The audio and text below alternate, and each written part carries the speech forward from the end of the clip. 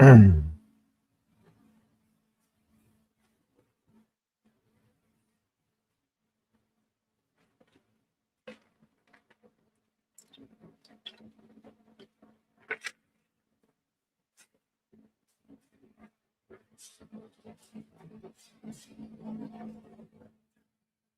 up? What's up? What's up? What's up? What's up? Pull on up, man. We got updates. We got updates. Catching you up on this war. This a real war. This ain't no video game.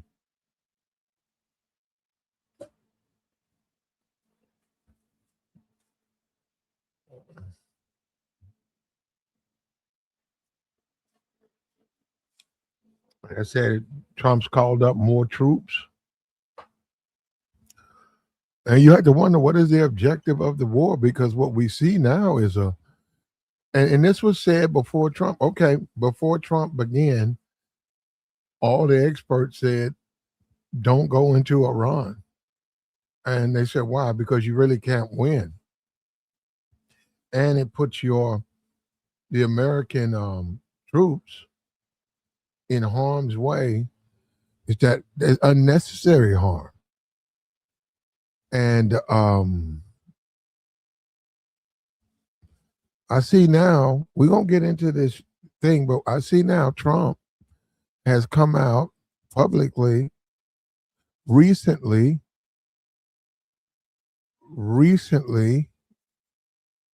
right here, 41 minutes ago, saying that he's willing to end this war without reopening Hormuz.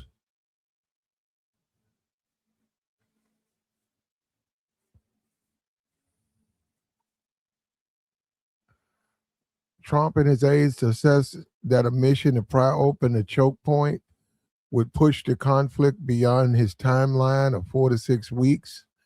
He decided that the U.S. should achieve its main goals of hobbling Iran's Navy and its missile stock and wind down the current hostilities, and then diplomatically try to resume the free flow of trade. Now, this is what he's saying. It says 41 minutes ago, but we've got troops, and we know that Trump, this is a strategy where he'll say something and he'll do the opposite. I don't know. Maybe this is the art of the deal. This is how he negotiates, where he'll come out publicly, say one thing, but they're still bombing. They're still fighting, but he'll say something like this because that wasn't the goal.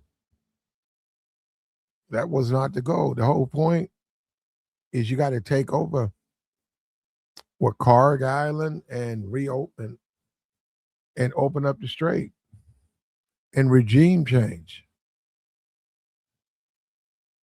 and boots on the ground. I think there's some boots. I don't know how many. I know he's ordered up another 10,000 troops, and that's for Bibi Netanyahu. And some people believe it's getting out of control. And we got a little, hold on, let me show you this. Where's this at? Pull on up. Let me show you this right here. We got a little video. Let me show you this.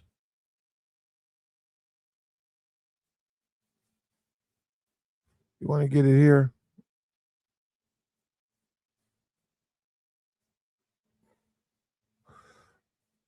I think this is it.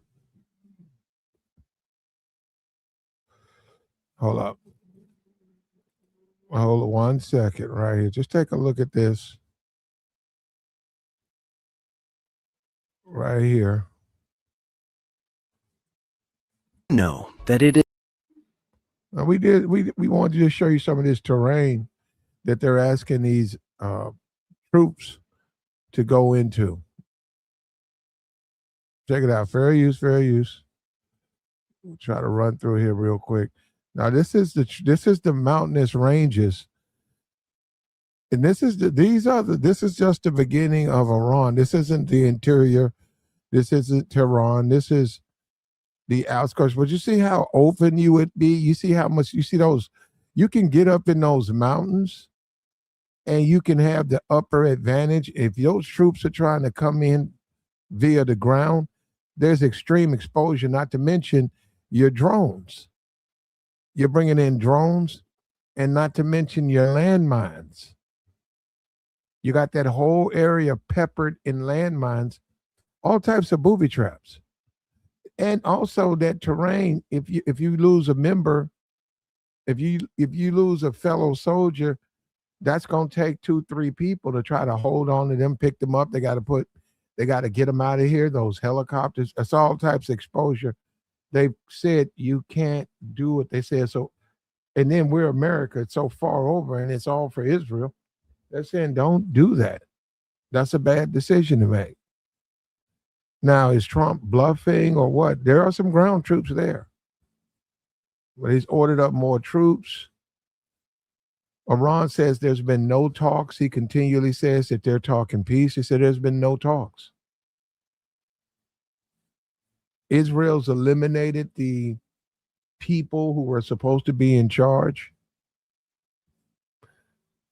We're almost at I think, $1 trillion in debt as far as just off of this war. Stockpiles running low. Takes 3 years to make takes about 2 years to make a tomahawk. And the stockpile, the tomahawks are going low.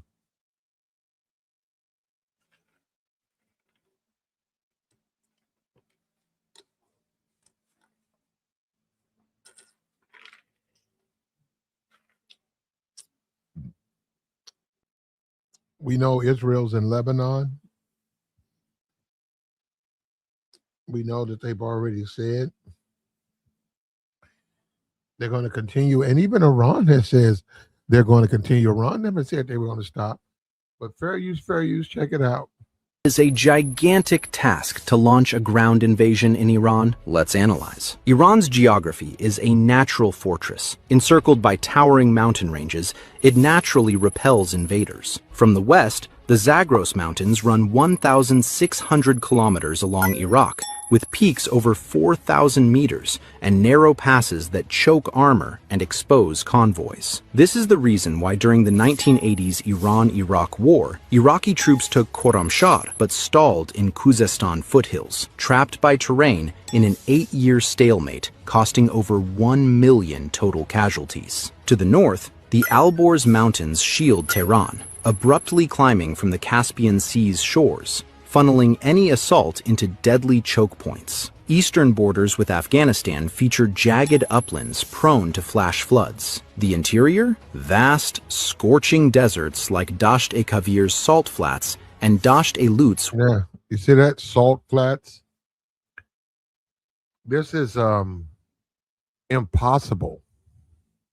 158-degree heat, quicksand for vehicles, is hell for troops. Southern coasts along the Persian Gulf lead straight into Zagros foothills, complicating amphibious landings. Spanning 1.65 million square kilometers, Iran's terrain would demand immense logistics. It also favors the decentralized mosaic defense doctrine of the Islamic Revolutionary Guard Corps, ensuring local units continue fighting even if the capital falls. If any— You see all that dirt, all that dust and sand and miles, and you see how much exposure. There's nothing to hide. You're out in the open no matter where you build. And you gotta go up all those sharp mountains, all that rock and booby traps, and the people, the sheep herders or whatever, goat herders living in those mountains, and they're armed and they're on horses, and it's just, and what are you trying to accomplish? And then he said 1 million. They got 100,000, 200,000 troops that they're going to rain down. On top of that, they don't look at it. The military is a little bit different. They have a disposable military because they're fighting for different reasons. Americans would be fighting to win the war and come home. They're not fighting to win the war. They're fighting to lose their lives and then go to some fantasy that they've been promised after they die. So, and if you live in a cave, if you live in a cave with a goat and all you look out is all you're around is rocks, you probably look at that as, hey, this the way I'm living now. I'd rather go to the next level. And if you believe that, and some of them do, and that's what I'm saying. That's why we don't, America, that type of fanatical, that zealot, all of that philosophy, that's just not how we live. That's just not how we exist. Our heaven is on earth, and we want to continue it. And that's what I'm saying. That's the thing, that's what the captains, that's what all of the experts are saying. That's why you don't go in there, because it's a different type of place. The law and your casualties is just too high. You're losing so many men that the mission becomes sort of irrelevant. And what are you trying to do? That means you got to stay there. Open up the Strait of Hormuz. You got to stay there. And then you got to pay for this. So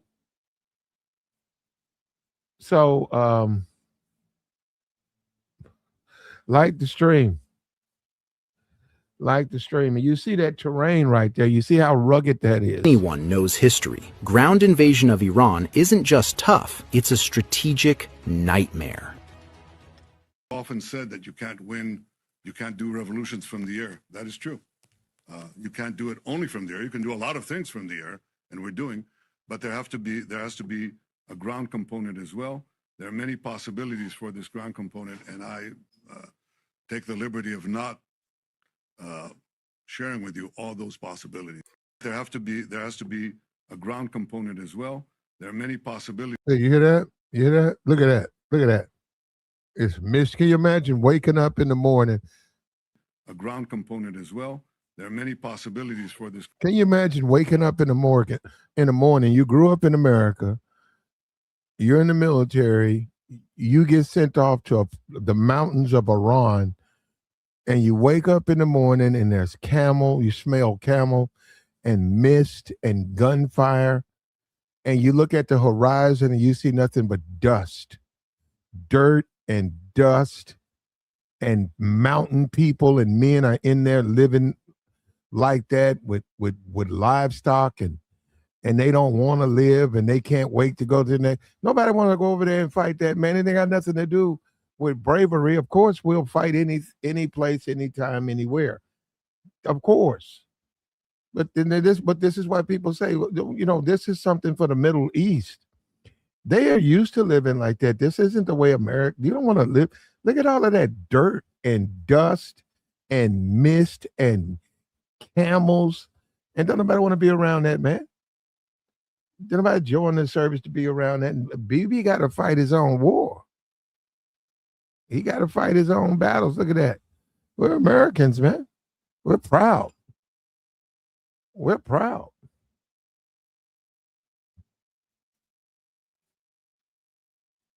Who's running America? I mean, like, who's in charge? Because, and like I said, we don't know. I'm looking at this report. He's saying that he'll leave without opening up the strait. Well, why do you deploy all those troops? And then you got to, what about the people? Somebody said they were looking at some form of landing, and there were bombs. And what we're finding out is Iran, they're going after the radar. They know how to confuse the radar. They have all types of new equipment. See, we keep going. When we think about fighting, we think about fighting in the standpoint of World War II or Vietnam. Man, it's been a long time. It's just like computers. You know what I mean? If you bought a PC, if you bought a personal computer in 68 or whatever, 69, you think it would be on par to 2026? You think it would be the same thing? You think there wouldn't be no upgrades? And that's why they were saying the aircraft carriers and all those ships, they're having to take those ships back out to sea because the modern technologies rendered them too slow. They're still good for runways, but they have extreme exposure because of modern technology, not technology from 1941 or Vietnam, but now. And then the people you're fighting, Iran has a lot of weapons. They have a lot of money. They're not some small country that hasn't overinvested. They've overinvested in weapons. And they have no problem living the way they live. And somebody said Americans. They don't want to live like Americans. What's up with you, Shaka? They have no desire to try to recreate an American way of life. Yes, there you go. Let BP and his mercenaries handle this mess. And if anything, you should be having mercenaries over there.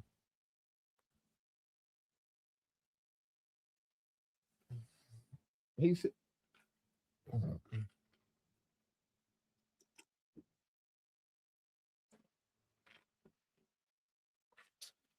when all is said and done, the body count. And if you're going to pull out, like Trump says, why have any body count? Why go over there for 2 more months on the ground, get casualties, basically fail, and then leave, and they control everything, and they pretty much know because the way their country's made, it's just not, it's going to be very hard to infiltrate it. And the numbers, 90 million, and the amount of people there, and the amount, the size of their military. You know, they're talking about 25,000, 30,000 troops against 250,000, a wave of Iranian troops, in addition to the tribes and all of the sects, all the Islamic sects that are going to unite. And I've always said over there, you better be careful because even Kuwait and all these allies, all these countries that claim to be the allies to the U.S., if they get in, if they can turn this thing into what a holy war, guess what? And there's mosques, there's certain, all it takes if the wrong mosque is hit, if a mistake is made, that flips the war. So they're way on the other side of the world. Let them stay over there.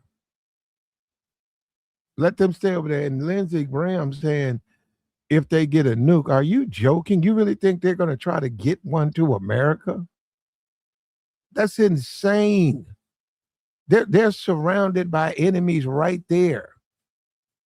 They're going to, okay, they finally get the nuke and they're going to try to send it to them. They're not going to do that. Not only that, in the world we live in, it would be known that something that's coming this way, incoming. And we have second strike. They know it would be the end of Iran. They know that. Yeah, man, this thing right here, this is a bridge too far, man. This is a bridge too far.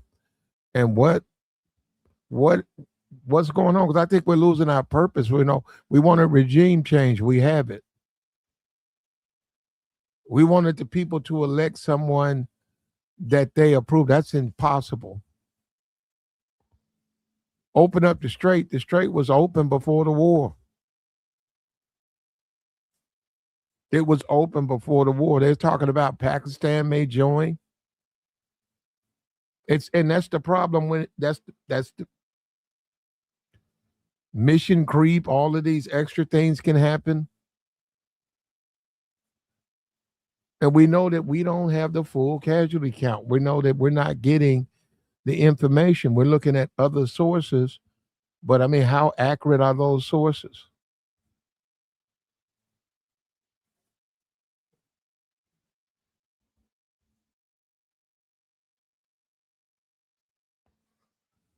And people discount the casualties like that's acceptable. One's too much. We knew there would be casualties. That's well, no, that's no, no, no. That's a mistake to even talk like that. We knew there would be casualties. And then, like on the other side of the fence, why? You're not making a point about why are there casualties? Why are they having? Why are there casualties in this war? In a war for Israel? We don't have any allies. Just it's just basically America and Israel, and all these other countries are opting out of the fight. And all of the countries there, they weren't notified. America went in, and now their bases and Dubai and all of these friendly Middle Eastern countries got basically this happened without them knowing it. And now they want them to assume casualties and they want to assume costs. And they're saying no. They're saying no. And you have to have a coalition of people to do this stuff. And that's why it takes time. But I know Trump don't want to waste. He said, why we want to sit around and go through all of these talkings and project and tell people what we want to do. Well, that's why this is why you do that. Because then you get caught in the middle and then you don't have an objective. And you lose the American public. And we know Trump's polls, his numbers are going down. His numbers are going down. And we know he's going to throw Pete under the bus. And then you got JD. And then you got Marco. And there's going to be leaks. There's going to be leaks to the press. People are going to know they got to save their own skin. They're going to start talking to the press. They're going to start telling them what's going on behind the scenes. And there's already conversations that Trump wants to do it on his own. He's deliberately getting rid of these generals, these advisors. He wants to do it on his own. He wants to be the only person who solves the problem. He also, if he fails, he wants somebody to blame. He wants to blame someone.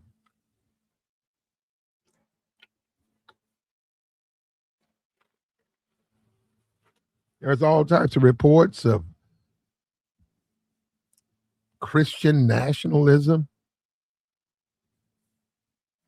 Yeah, I don't know what's going on with this, man. I mean, we're not that type of country. We're not a radical religious country.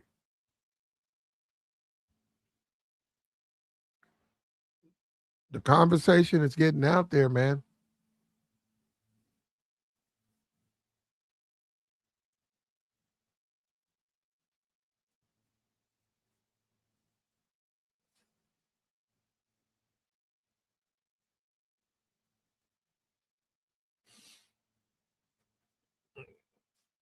Nobody wants to prolong the conflict, and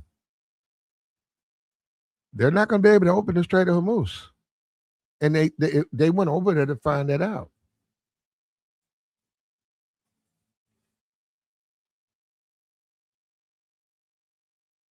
The Chinese are able to go in and out of the Strait. Pakistan.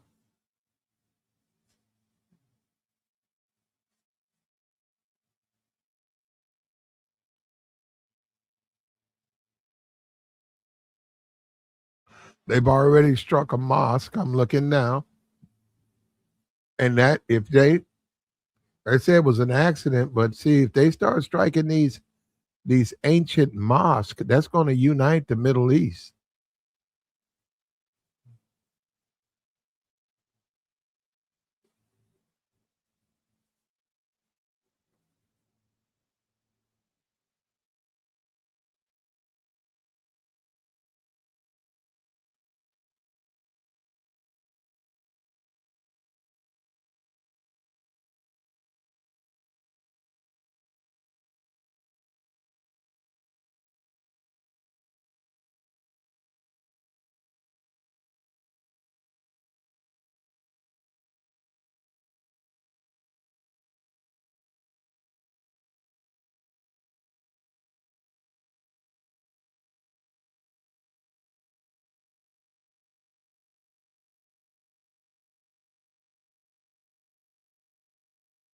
China has made a call on Israel and the U.S. to stop the war. They're still trying to mediate it, but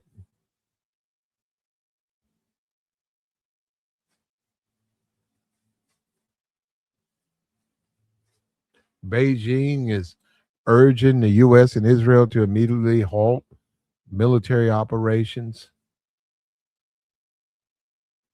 They're trying to cool the tensions.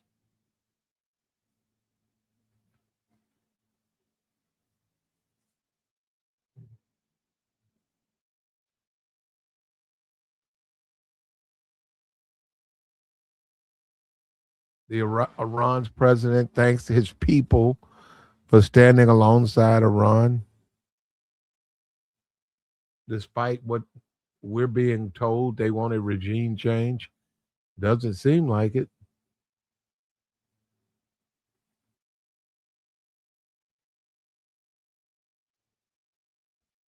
More ships were attacked last night.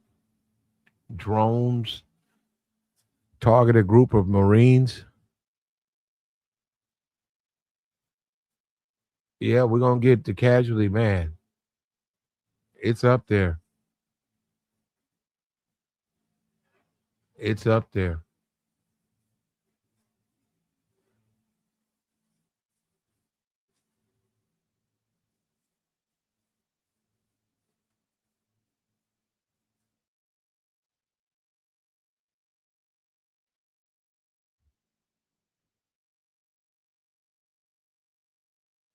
So more than 760 schools damaged in Iran. Hospitals, 300 hospitals. Those are war crimes. Those are all war crimes. 300 health central, 300 healthcare centers. That's hospitals, 760 schools. Those are war crimes. That's crazy, man. I thought I'd never be able to just openly say that. It's almost unbelievable. Those are war crimes. I don't get it, man. I just don't know. That one, that just, I don't know what's going to happen with that, man. I have no idea. I don't even know how you can do that and feel comfortable with yourself or profess that you're some type of member of a religion or a faith and you're committing war crimes. And you think that that's how it goes. It's okay for you to commit a war crime. These are not combatants. And on one side of the fence, you say you care about the Iranian people, you want to free them, and they've committed atrocities against their own people, and you're there to free them. You're there for change and make things better, yet you're targeting hospitals and schools. That's crazy to me, man. That's that level of madness. That level of madness is beyond me, man. I can't even imagine. I can't even just when you think about it. I hope that's not true. I hope that's not true, man. And it would really cost our reputation of being a world leader if, yeah, we want to win, but we want to win at all costs. We have limits. And we get it, and I get what he's saying. We're not going to let the rules of engagement prevent us from winning the war. Yeah, but still, you get better technology. You don't commit war crimes. America's moving. Yeah, yeah, yeah, yeah.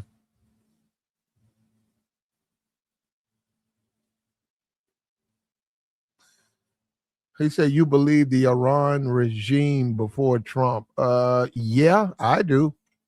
I don't think Trump's telling the truth. I don't know if that's his strategy or what. But the sad thing about you, Will, is you'll believe anything he says. And the whole point of being a leader and establishing honesty is to tell the truth.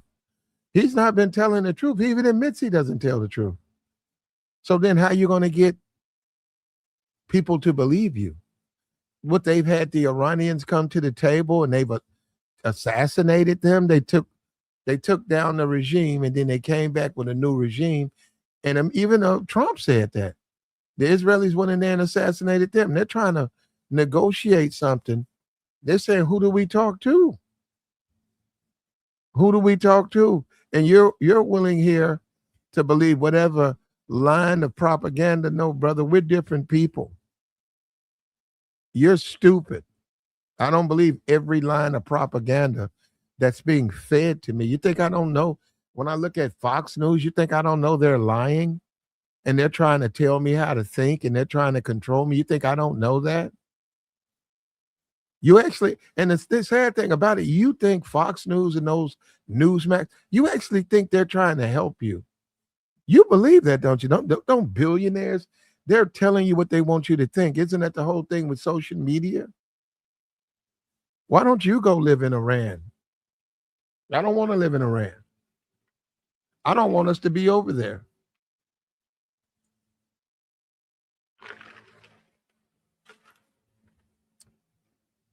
We got American troops. They shouldn't be over there.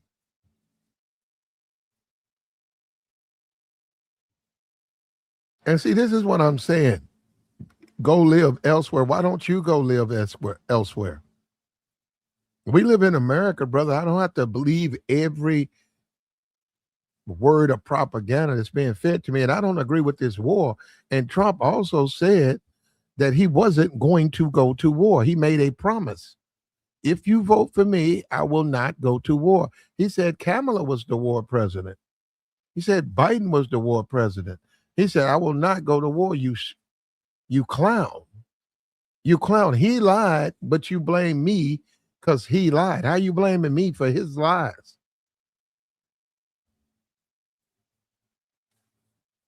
Yeah, he lied. I want us to come home. What are we trying to accomplish? He just said he might not open up the strait. Okay, well, why are we over there? Because before we went over there, the strait was open. And they know it's a choke point, and they've shown in animation all of the ways they got mines. You got all types of mines. So that means you can only go in with a certain size ship. They got all types of they're set up for that. They're engineered to do that. They got all types of mines. They know where the mines are. They got all types of land mines. They know where they are. They got all types of individuals in those mountains who are pushing back all in those mountains. Those are not really their military. Those are just combatants. And then you have so much exposure. So, and then you got drones. Drones are disposable. And they're not easy to take down. And then what are you trying to accomplish? It was open before the war.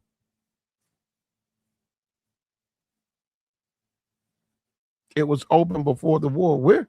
I'm looking at it right now. We're in the middle of a Final Four.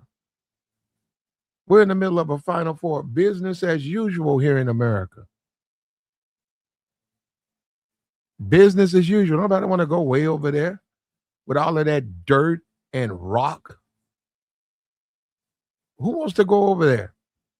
Who wants to have a family member stationed over there with all that dirt and all of those mountains and sheep and camels and stink and water, lack of water? Nobody. And Trump said it would be no war. Look at that. You want to go over there? Look at that. You want to go live on that? You want to go and defend? Look at that. Look at, ain't nothing growing there, just dirt. Said get turned into a sugar cookie. Do you want to go over there and live like? That's what I'm saying. And what's wrong with that, man? What's wrong with saying, hey, Trump, you said no war? Well, it's a little war. What? There's no such thing as a little war, especially if people lose their lives. The American people sell us on the war. How do you sell us on the war? Show us you're going to win. How do you sell us? We got to put boots on the ground. Come on, man. We can't have no boots on the ground. We refuse to have boots on the ground.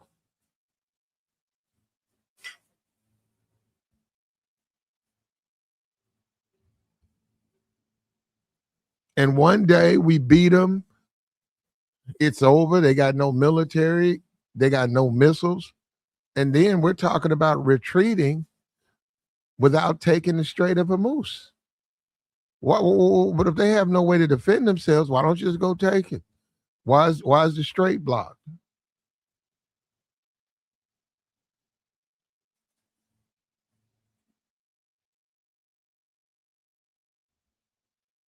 So that's what I'm saying. They're talking about going in, getting the uranium. I don't even know. Can you do that? And you know where it is? He says, so we should let Iran have a nuclear weapon. What does it have to do with us? What is Iran getting a nuclear weapon have to do with us? They're going to get them eventually. So we should let them. Israel has them.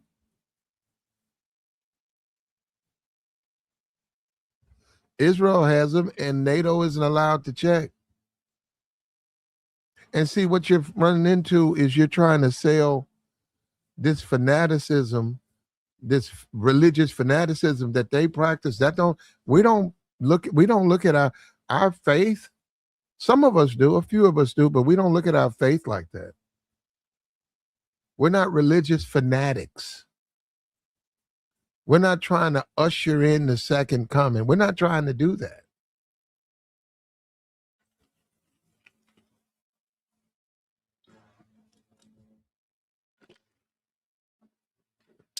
The strait was open until Trump attacked.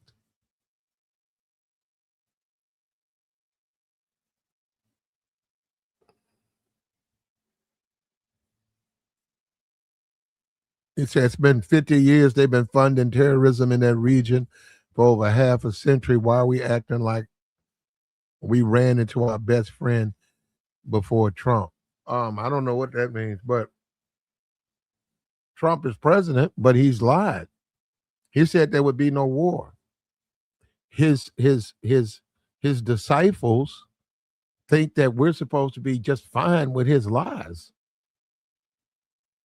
And the people who lose their lives, they can't come back. They cannot return. And when you look at that dirty, rocky, I don't even think you can grow anything over there. Nobody want to live in that. And we're asking American service members to leave America, the comforts of America, to go to this filthy location and lose their lives for a place we're going to leave and then turn around and say, we didn't accomplish our mission, but we took down a bunch of their missiles and we took down their Navy. For what? Who cares? Who cares? No American life is worth one. None of their Navy, their regime, none of that stuff. And we didn't even succeed. And who does it serve? It serves Benjamin Netanyahu. He benefits. America doesn't benefit from this. He benefits. He's been whining. And they don't have, I thought he said it was nuclear weapons. They don't have any.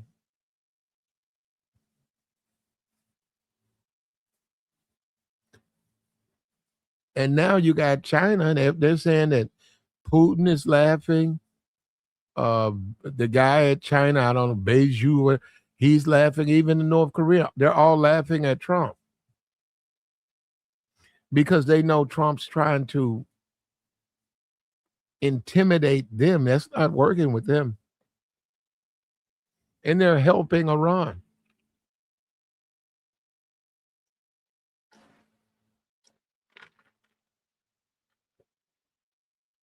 They've said that Pakistan's going to join.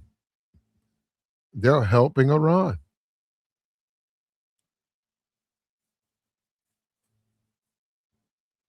This is not a good thing.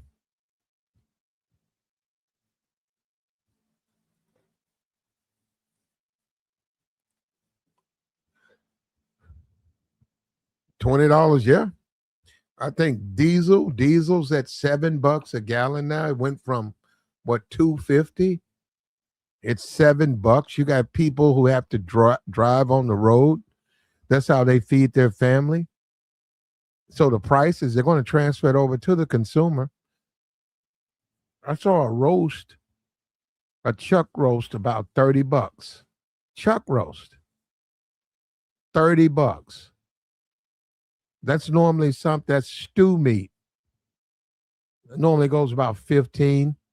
Even with COVID, I think it got up to maybe, with COVID gave it 17. It's 30 now. And you see a lot of food in the stores, and the stores aren't able to sell it because it's too expensive. What are you going to do with that?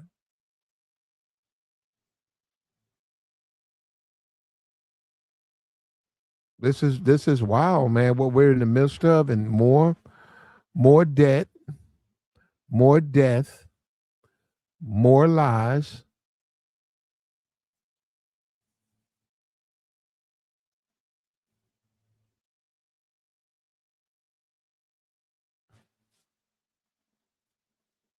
More debt, more death, more lies. That's what you get. And then you get the sycophants who think you're supposed to believe every lie. Every lie that comes in. They said no war. No war means no war.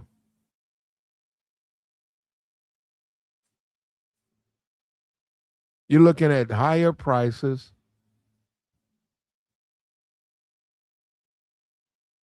And then they're saying Trump is saying they're making progress so that he can influence the stock market. The market goes up, it goes down based on what they believe what's going on.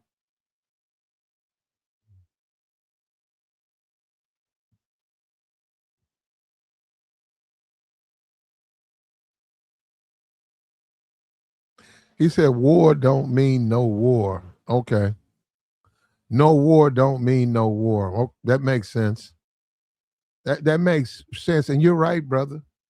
You're exactly right. Because we see the world differently. He says no war. I interpret that as he's not going to war. I didn't say he couldn't defend his position. We're not going to war. We attacked Iran with Israel. Our allies are not supporting us. The Middle Eastern allies didn't even know about it. Dubai's lost $1 trillion in revenue. These countries didn't even know about it. We attacked them, then we turn around and say, join us. And then he says no war means no war. So what does it mean then, brother? You tell me what it means. You telling me what it means. I'm a realist. If he said no war and somebody hit us with nuclear weapons, you expect him not to go. When did we get hit with nuclear weapons? When did we get hit with a nuclear weapon?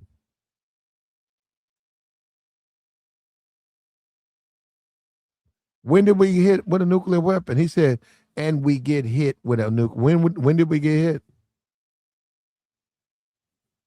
I don't remember us getting hit with a nuclear weapon. And this stuff costs money and it costs lives. And that's what you guys don't want to deal with. I know you want to be, listen, you don't like the Democrats. You don't like black people. Okay. So you're willing to sit back and worship anything that this administration does, any lie they tell, you'll believe. But why do you get mad at your fellow American if they don't agree with you? Why do you get mad at your fellow American? What does your race have to do with it? You know what? Let me get you out of here. This dude think because he's black, that gives him carte blanche to just come in here and blindly support Trump. It doesn't, brother. You know what we do? Fools like you, we send you to the dungeon. Enjoy your stay, idiot. This guy thinks because he's black that his loyalty to Trump means something. Don't mean nothing over here. Let me get rid of you. That means you're stupid, brother. That means you're black and stupid. You're right. I didn't know you was black. So at first I thought you was just stupid. But since you decided to let me know that you're black, that means you're black and stupid. And then what makes you think that means something? I'm black. Hey man, I'm black. And what does that mean? Help me with that. I'm black. Hey man, Trump lied. Trump didn't lie. Just because we go to war, that don't mean we at a war. What? He didn't lie, but he said he wouldn't go to war. But no, that don't mean just because he say something, he do something else, that don't mean he lied. Well, that don't make any sense. Boy, I'm black. And? Hey man, I'm black. Okay. And I support everything Trump do. Okay, why don't you go over there and fight? Why don't you go volunteer for the military then? Why don't you say, I want to go right to the front lines. I want to send me to the Strait of Hormuz. I'm black. Send me over there. Why don't you do that? And your blackness just got you put on the block list, you stupid Negro. Care nothing about your color, boy. You don't mean nothing over here. Can't influence me yet. I'm black. So I'm saying, yeah, I know. Yeah, and you're stupid. Yeah, he's brainwashed. And he's brainwashed. And why don't you go over there and fight, man?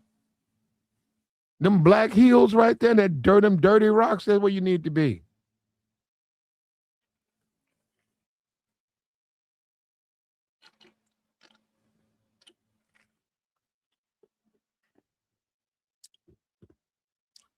And take Nick Cannon with you.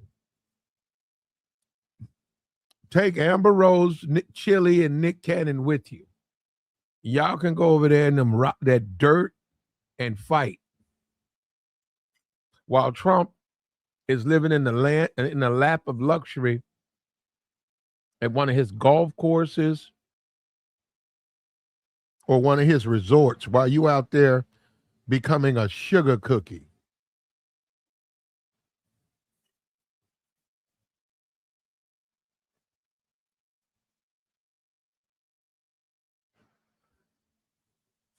Light the stream, man. We got more troops coming.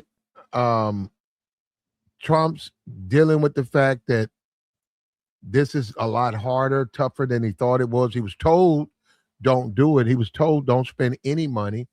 He was told, don't close the strait. He understands how it affects our country. We're not as independent as we used to be.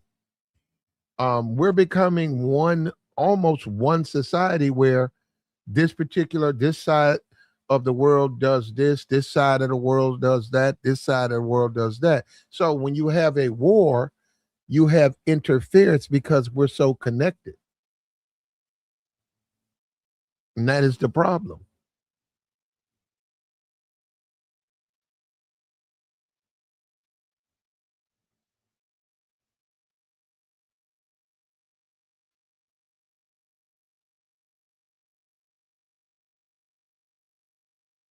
Yeah, and we're looking at the pollution, man, and they're hitting all those oil fields and just blowing up everything.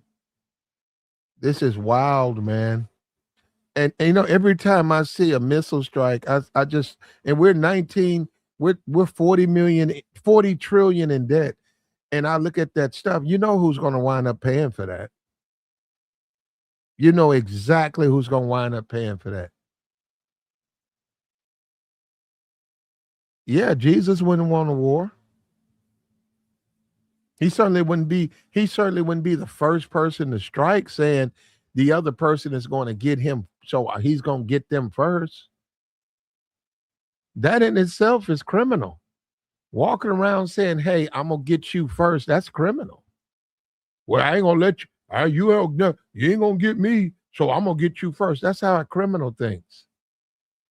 That there's not even a faith. There's nothing religious about that.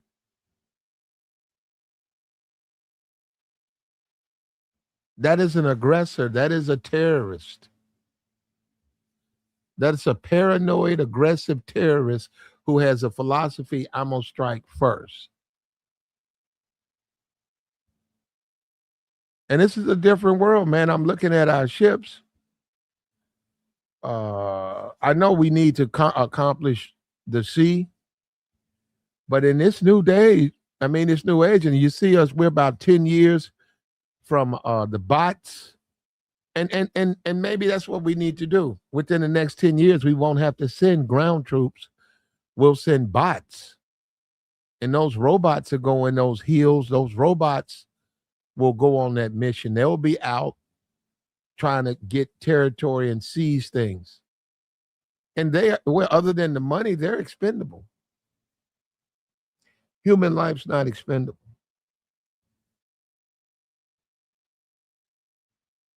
And we know a month before that this war wasn't winnable.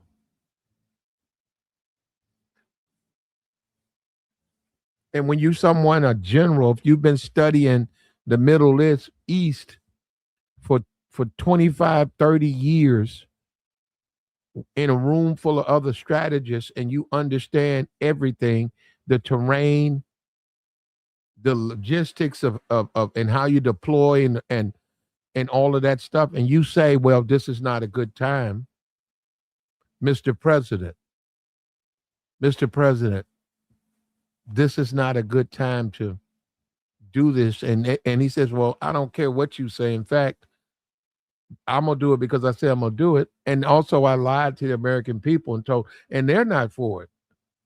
That's one aspect of going to a conflict. You have to win over the American people. It's their kids, it's their offspring that you're gonna send to defend your decisions. And they're concerned. They wake up every night wondering about their kid, wondering about their family member. They know he's over there, she's over there. They know this.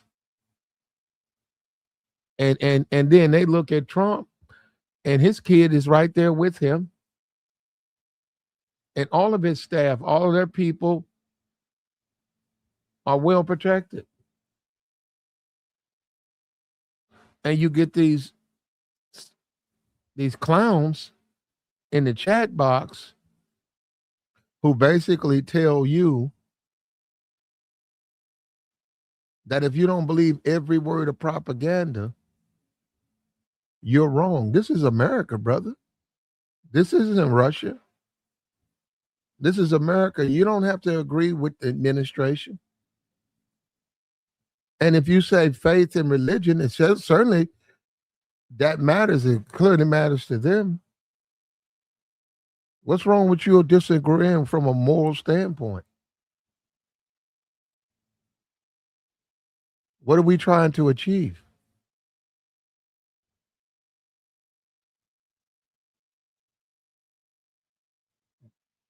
We depleted the stockpile of weapons. They've depleted ours. And now it's going to take us years to try to rebuild. Years.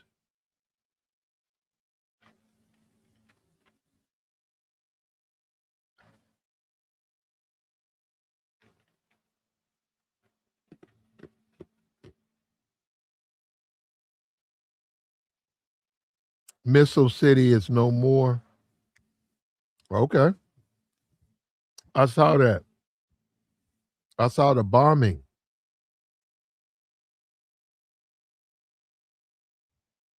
I saw that.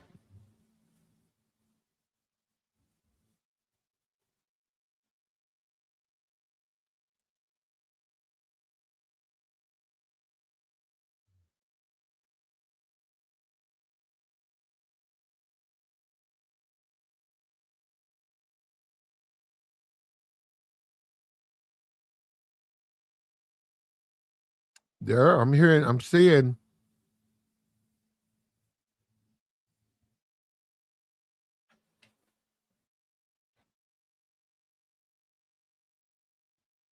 Says right here.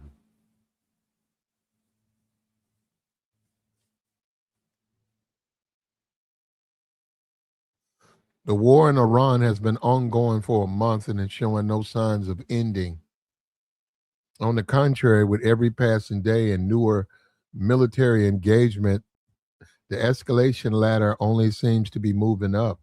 The U.S. Israel combo, which had initiated this war through preemptive strikes of Iran on February 28th, are finding the going difficult as Iran has proven to be more resilient and stronger than what we initially projected. Despite the killing of its supreme leader in a targeted strike on day one, as well as the continuing losses and damages in key infrastructure, Iran is hitting back, forcing the U.S. and Israel to think of newer options to ensure the achievement of their objectives as well as an early end of the war. What is the U.S. aiming for? Only one such option is the possibility of inserting a few thousand ground troops into Iran. Reports already indicate that an estimate of 5 to 7,000 troops have been mobilized and dispatched as likely to be fully assembled by April 7th, 6 through 7 for the launch of an offensive. This deployment could include the 82nd Airborne Division with 2,500 paratroopers, as well as American naval ships, U.S. Tripoli, 2,500 Marines of the 31st Marine Expedition, the USS Boxer, 2,200 Marines.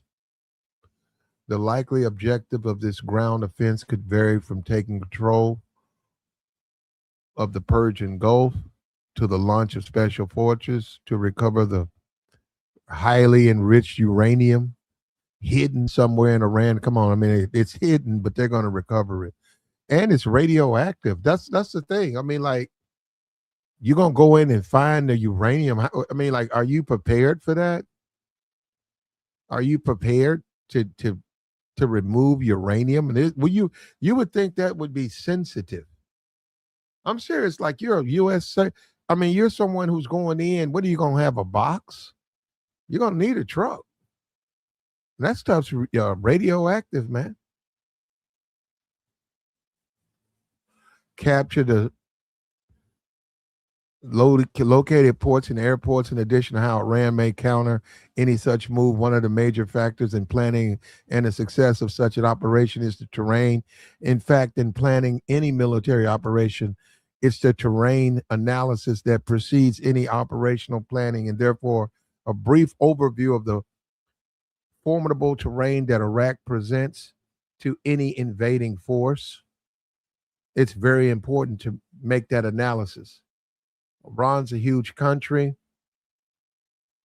It's the 17th largest by the size in the world, almost twice the size of Iraq, 75 to 80 times the size of Israel. It's often called the fortress of Iran, owning formidable mountain ranges, which virtually forms a wall in the north and west, south.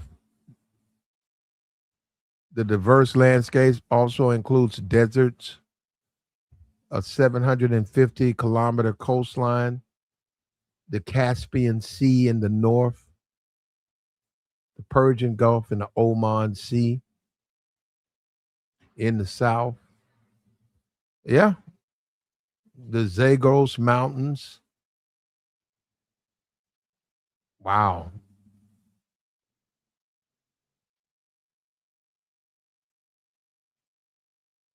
Yeah, it's just mountain ranges. Iran has planned their defensive strategy using the mountain ranges as a natural defensive shield. Expansive deserts. Their physical geography makes ground operations literally impossible, both in terms of troops and equipment and time. Yeah, all of that dirt and sand that gets into your equipment, it'll sink. Some of that soft sand, it sinks. And then it's got all that sand in it, man. And then water. You know, you need water to try to clean out those Jeeps, but then you need water to drink. And all of that stuff is you're going to be seen because you need all of that type of equipment.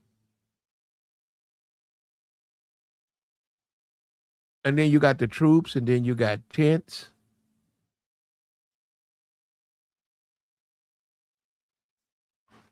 And that water's deep. The Strait of Hormuz, the Persian Gulf, these are deep water. You can put submarines, you can have mini subs all in it, in addition to your landmines. You also can deploy mines from up under the ships with submarines and with with drivers, teams. Military engagement there becomes literally impossible.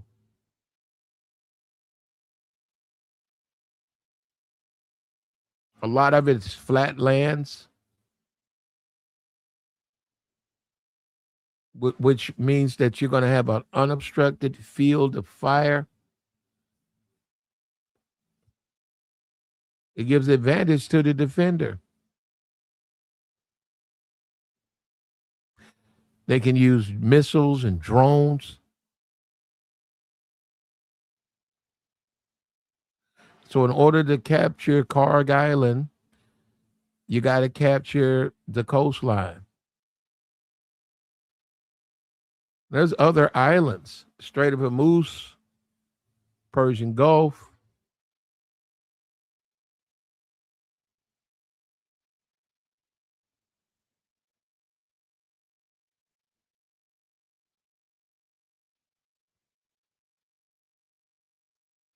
And once you accomplish it, you got to hold on to it. And that's where you start getting into your carnage.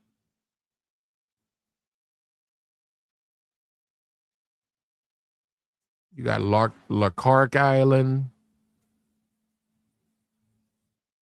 and they have a toll gate, Strait of Hormuz, where they're charging people. Anyone who controls this,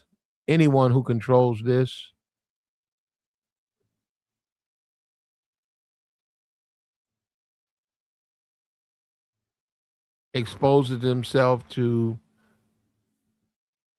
the lack of natural exposure, and any sustained resistance will be met with stiff resistance. Mountain ranges, all of this stuff, man. No clear plan.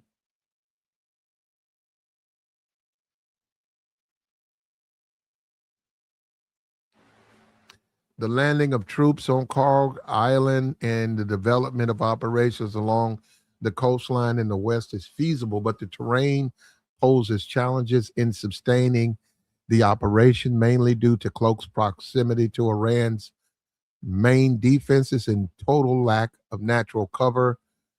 U.S. troops are being moved into the theater of operations. It looks certain that the ground operation, once launched, will face major challenges and possibly a complete failure. While Iran is ready with its defenses prepared and missiles locks, its terrain, its mountainous regions, its natural exposure, its flatlands almost turn Iran into a fortress and makes it difficult to conquer. Nobody knows where the uranium is. And that will mean a lot of troops will be walking into an ambush. Enriched uranium is extremely volatile for transport, and it's radioactive. That's what I'm saying. When you think about what they're saying is they're going to go find uranium. They don't know where it is. Who's going to find it? And then it's very radioactive. So you can't be around it. You can't touch it. And when you start talking about having the shielding, that's heavy. So how are you going to sneak in or find this stuff with the type of equipment? And it's volatile. All they got to do is get some rounds off. And you're in rugged, semi-mountainous terrain with sandy, sand all into your trucks, and you're trying to find enriched uranium. That's like taking gasoline cans. Would you want to take a couple of drums of gasoline into the mountains of Tehran? The mountains of Iran, right? When they got gunfire and you got gasoline barrels, all they got to do is get a couple of shots off and hit the barrels.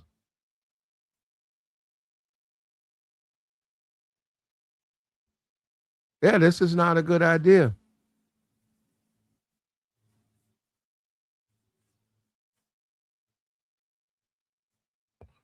Says he said, no, I'm not. None. All of this is factual, brother.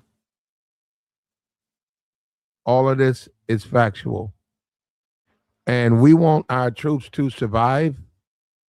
We want them to return back to America healthy. They deserve it. They deserve our support. And they were born here. They deserve the spoils of this American society. They shouldn't have to be over in Iran. If anything, Israel troops should be over there. Kuwait troops. Those are the people that should be over there. They were talking about the mercenaries. I would be for that. I would be for them getting nothing but mercenaries to serve American interests and leave Americans at home. And you say, well, what are they for? They're for the defense of America. That's what they're for. They're not to be deployed in Iran.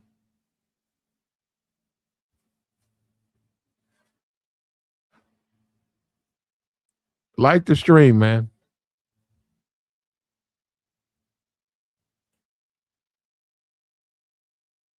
Support the platform.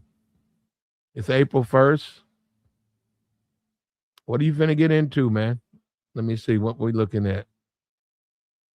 April, is it April? No, it's the 31st. My fault. I jumped the gun. It's the 31st. And this is what they use. Yeah, this is what they're using America for. Yeah. It's sad, but it's true.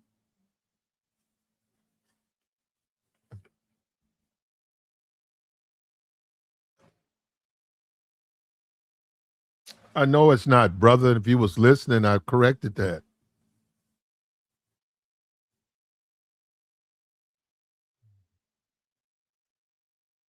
Do the MAGA people use a different type of gas pump? No, MAGA has family in. Yeah, what they do. They do have family in the military. I don't know.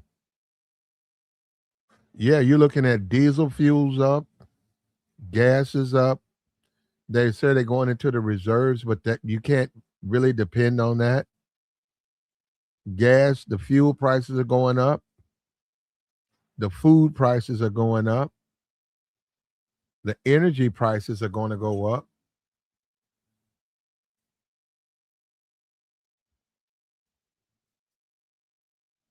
And you have to wonder about this stuff, man. Who's in charge?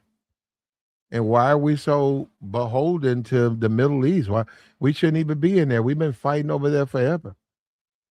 Peace in the Middle East. Do they want peace? Do they want it? You have to wonder about it. Do they even want peace?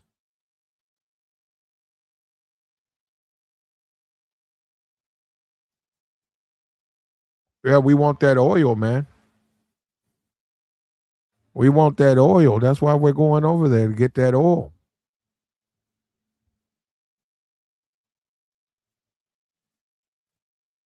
We want that oil. And they're sending them over there, and it's sad to see. Like the stream, man. Support the platform. We're telling the truth over here. You know, and we're all Americans, but you know, it's impacting the economy in a very negative way.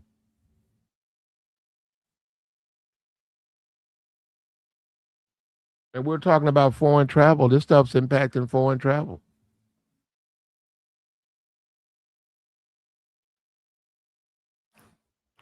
Yeah, and you about on that in the way they're being deleted over there.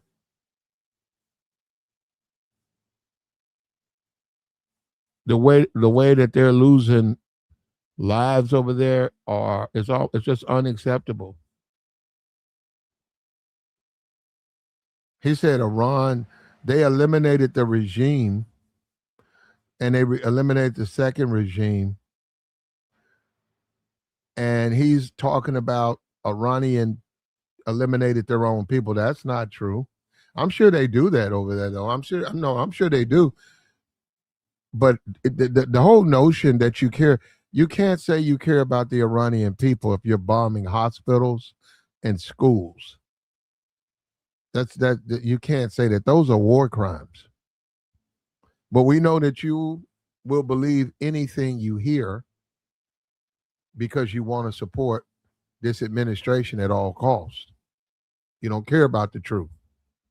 You could care less about the truth. You want to support because you're brainwashed and you're on some Democrat, Republican nonsense. And this is about the American people. This is about what's good for the American people. Is this good for us to be over there? Can we even afford it? We got American troops over there who are risking their lives. Is this what we should be doing, or is this a mistake? And how many people, the Mark Levins, the Ben Shapiros, the Tucker Carlsons, how many people have their own children, their own blood over there in that country? How many of them?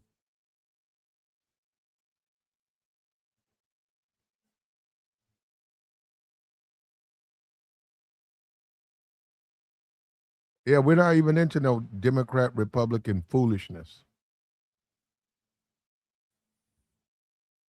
Like the stream, brother.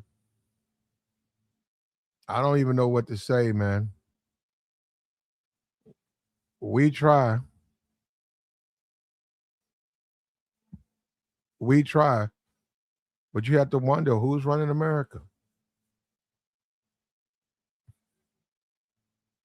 American troops, a ground invasion, 10,000 more troops called up. Netanyahu said he ain't done. Netanyahu said he can attack anybody he wants at any time. And then just accuse him of trying to get a nuke. And America's backing that up. America's backing that up. And we just went over the terrain and how big Iran is. It's 10 times the size of Israel. It's got more people. What are we going to do? Stay over there the whole time? And if we do, we're going to lose people. And we got to pick their people. If well, first of all, that ain't gonna happen. But if that did happen, that would turn. You want to turn the Iranian people against their leaders? Pick their people. They're not going to trust the guy. Whoever you install, the people are not going to be loyal to that person. That's going to create civil war. if we haven't created that already. And that becomes your migrants. That becomes all of the people. They can't live there, so then they start to flood to other places. And anytime you get refugees or whatever, they drain your resources. They drain all of them. And somebody has to pay for that. And who's going to pay for that? Who's going to pay for that? Who's honestly going to sit up and pay for that?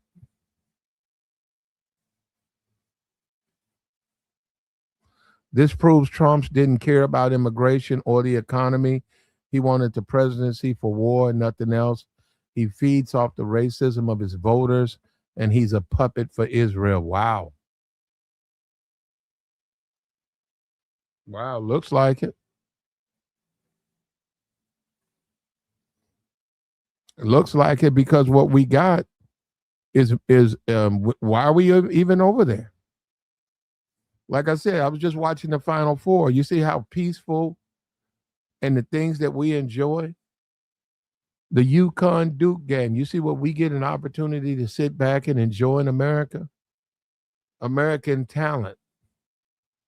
We created all of that. And this is one of the comforts of our country. And not only that, it was on TV. It was just like on CBS. You didn't have to pay. If you wanted to watch a good game, you could have watched the game. We don't want to live in dirt and dust and with goats and sheeps and with rags and all. We don't want to live like that. We know we can live better than that. We know we're better than that. We know we're better than that.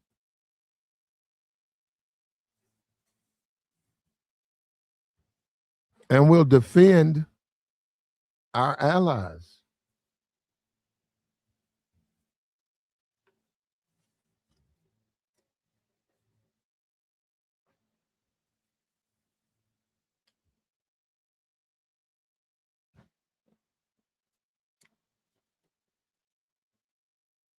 Iran, the terrain, if you want to go in there, you got to get that terrain down. The Zagros Mountains.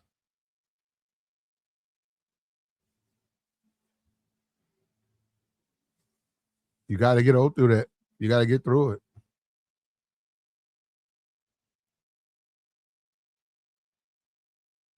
Coming in through Kuwait. But once again, you can go over there and capture that island, but you got to stay there, which is constant exposure.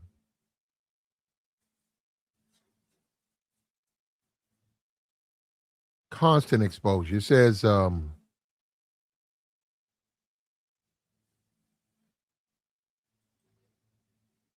U.S. military has been working on plans for a ground raid in Iran for years, as President Trump is reportedly considering putting the boots on the ground.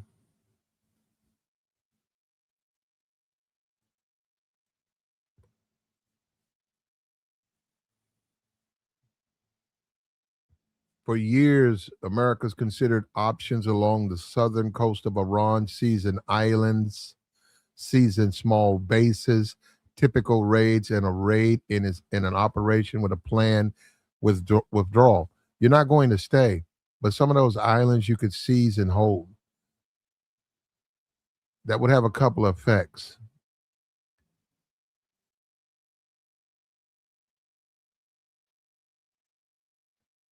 First of all, it would profoundly humiliate Iran and give us great weight in negotiations. The second, the example of Karg Island, which everybody talks about. If you seize Karg Island, you really can shut down the Iranian oil economy completely. And the beauty of seizing it is you're not destroying it.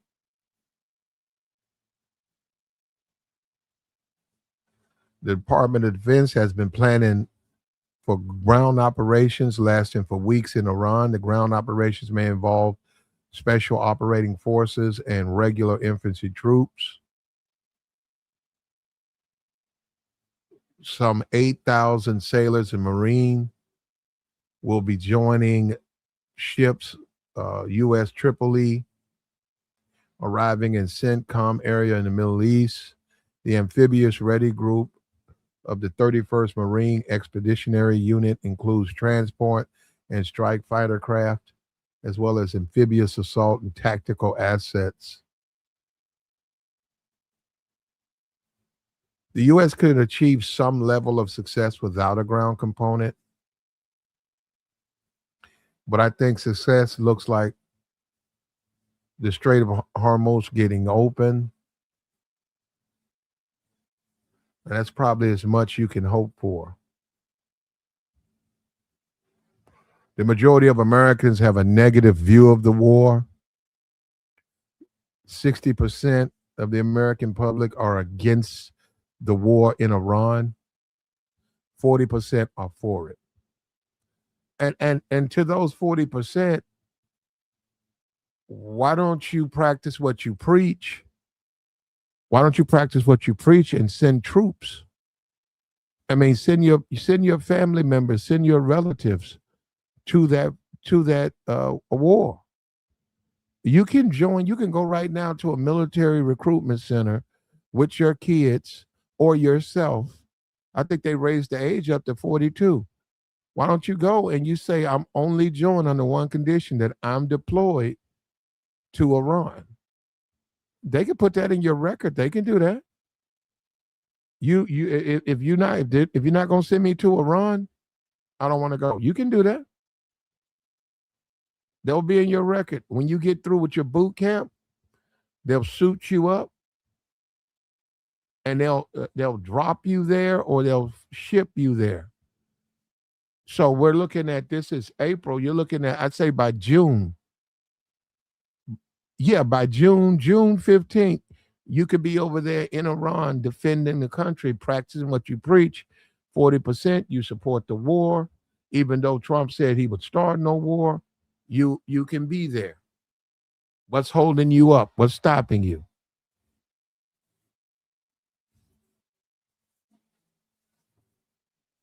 What's stopping you, huh?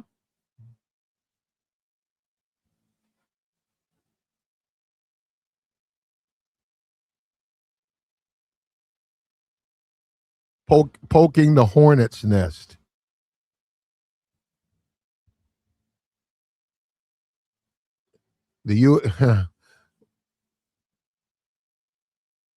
Like the stream, brother.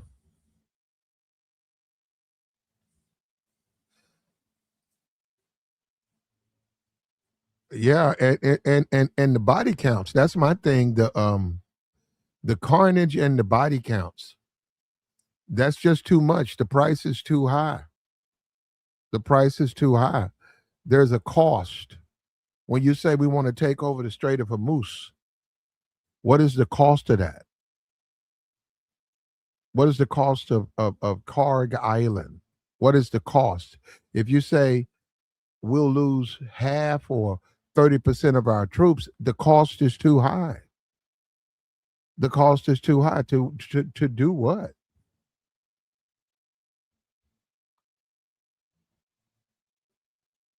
The cost is too high.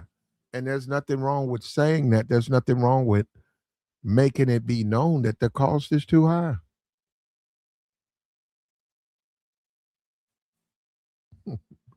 Like the stream, brother. We got to update. There's conversations that Trump said that, perhaps maybe the generals are getting to him. Maybe the people in his administration, maybe he's listening. Maybe it took it a while. Maybe they're getting to him because now there's conversations. I think Marco Rubio said it's possible that they can leave and the strait stays open. I mean, the strait stays closed. That's what he's saying. So perhaps that's the direction we'll go. But the question is, who's running America? Yeah, there you go. Thank you, Huge. Hugh, thank you, Hugh. Even 1% is too high. And that's what you have to look at that. Listen, are there brave troops that's willing or will accept the outcome of something like that? Yes.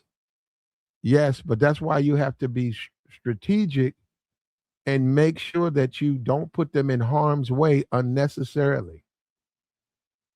And when you talk about those flatlands, you got miles and miles of flats, which leaves you open to gunfire, artillery fire. And that's what they're talking about because the places that you're trying, and that's why they built those camps. They know they put them there because they knew if somebody tried to get them, they would be able to defend that position based on the geography of where they're already at. Yeah, and all of that dirt, that sand gets into your equipment. And you got to get it out. And when you start talking about having the equipment for water, carrying the water, creating the water, that's exposure because it's not small. It's not small. And then you got to feed your troops. And when you start talking about, when you say something like a 12-man team, perhaps that's small. But when you start talking about 10,000 troops, you're going to see them. That's a small city. That is exposure. And that is what we're trying to do. Who's running the country? And are you happy with that? You know, I didn't vote for the Ayatollah. I didn't vote for Netanyahu. I didn't vote for these people. Why do they have so much influence in America? And why have we accepted that? Why have we just accepted that without any complaint?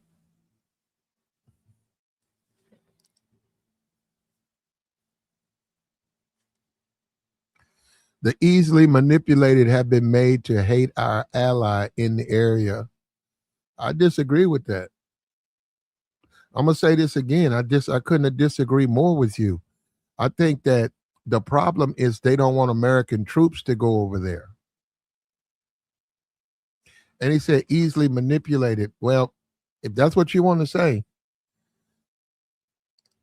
what about the Gaza Strip? Was that religious? And hasn't that been the point? Hasn't that been the point that you got to sell the war? Hasn't that been the point? Wars have to be sold.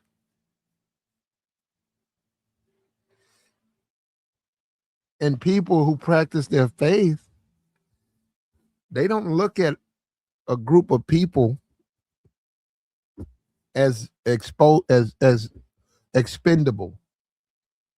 People who practice a faith, they believe in their religion. They don't look at, okay, that group of people, your faith don't apply to them. Everything that you're taught not to do, it's okay to do to them because they're not practicing the same faith as you.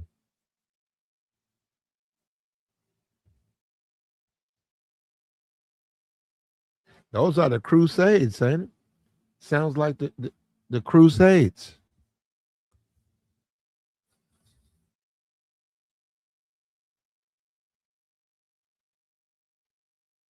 He's bringing up Biden again, bro. Biden is not president.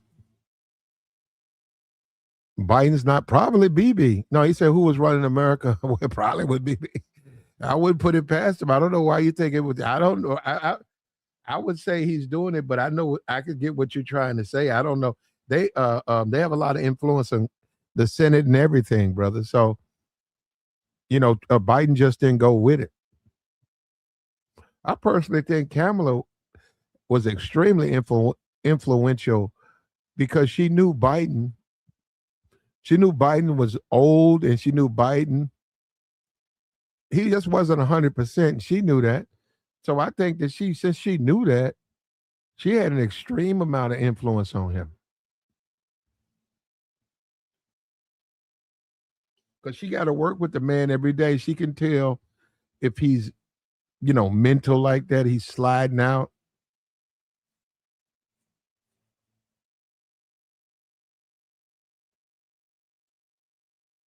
She can tell if he's not 100% focused.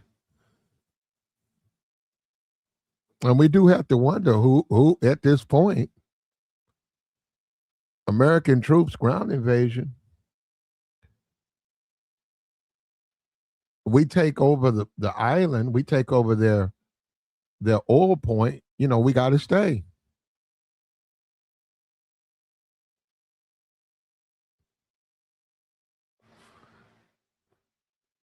And that's a big place. And somebody talked about the equipment in Afghanistan. That stuff that's junk. That stuff's full of all types of sand. It's worn out. Gaskets are worn out. It's dried out. Over in that dry heat, your gaskets are messed up. It's full of sand. They left that stuff. It's junk. It's junk to America. They left that junk over there. So what, they managed to piece together a couple of trucks. And people are talking about he left equipment there. Yeah, they left some outdated, worn out equipment. Just like here. Whatever they take there, they're going to have to leave there. Because it's going to be full of sand. It's going to be dried out. It's going to have burnt gearboxes. It's not prepared for that. And don't nobody want to go live in no cave with no goat or whatever, a sheep, and just live there for years, talking about when you die. When the Lord call you home, things going to be good. Man, we Americans. Our heaven is on earth. Yeah, I ain't with that, man. Living in a mountain with a goat.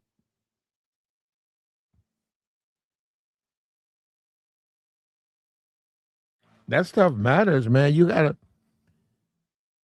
look at it like that.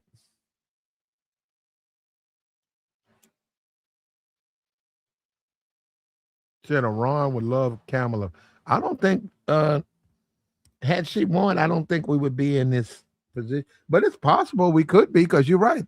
Bibi's very influential. It's possible. You can never say never. It's possible. Would she be a rubber stamp? I think she would. I think she would. I think she'd be trying to prove herself. I think that she would be overcompensating.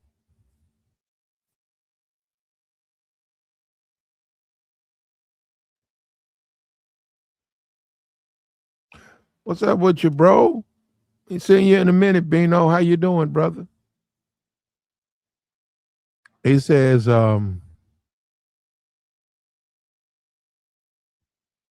well, Trump's got us over there, man. But he's already thinking about getting out of there. We've been over there for what, 4 weeks, going on 5 weeks. We caused a lot of damage, got rid of the regime. If that country falls, it's going to be a refugee problem all over there. Oh man, can you imagine that? They're going to flood the surrounding countries. And remember, those people got to eat, they got to sleep, they got to use the bathroom. That's going to drain resources. And in addition to the water, you don't have that much water. And then you got to rebuild those countries. What do you rebuild them for? If they lose half their population, what do you rebuild? Hell, it's not even fully occupied now. It's all that mountain. You can't live in that. You got a handful of people living out there, the sheep herders, but you don't nobody want to live out there. They want to live in the modernized part.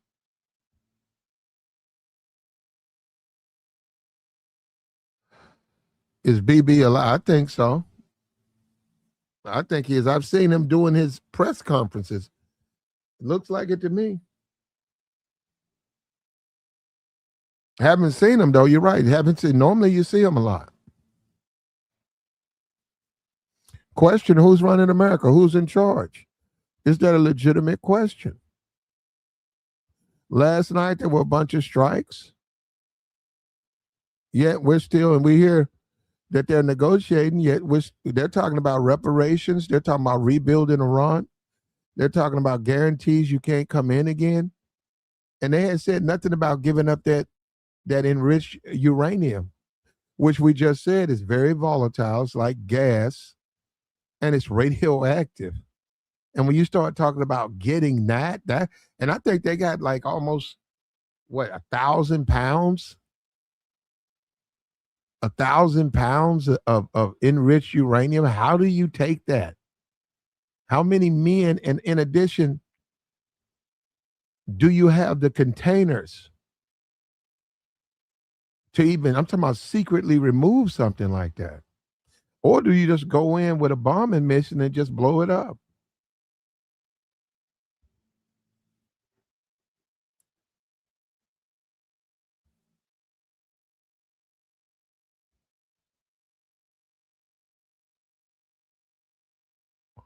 So let them all go to the United Kingdom. They already took over the UK. You serious? Can the UK? Yeah, you're right. There, I've been here. I don't know what's going on in the UK, but you serious? You think that you destabilize Iran and send half its population, 45 million people, to the UK, and immediately those people got to be housed, they got to be fed, they got to have the proper disposal of their waste, in addition to the demands of education and jobs. You think that'd be a good idea? And you have to take that into consideration when you destabilize, and then you get into nation building. We saw that in Iraq, because then you're trying to get Iranian people to learn our ways, our Western ways. They don't want to be Western. They don't want to live the way we live. And we have to be careful with that. And mission creep and nation building and terrorism. We have to be aware of those things. Like the stream, man. Support the Cash App, man. Hit the super chat.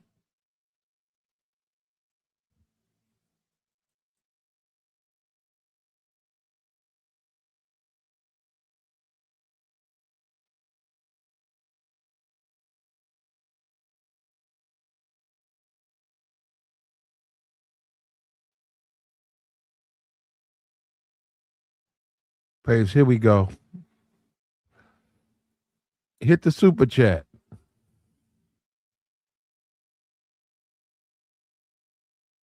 Hit the Cash App. Support the platform. So I don't understand how a small country has so much power over America. Well, it's the leadership. And they also have a lot of lobbyists, and they also give to Congress. And they support campaigns. They believe, I think Trump got what, 100 million or something like that from it, and they get influenced. And they, because they give them money, they have to serve their interest.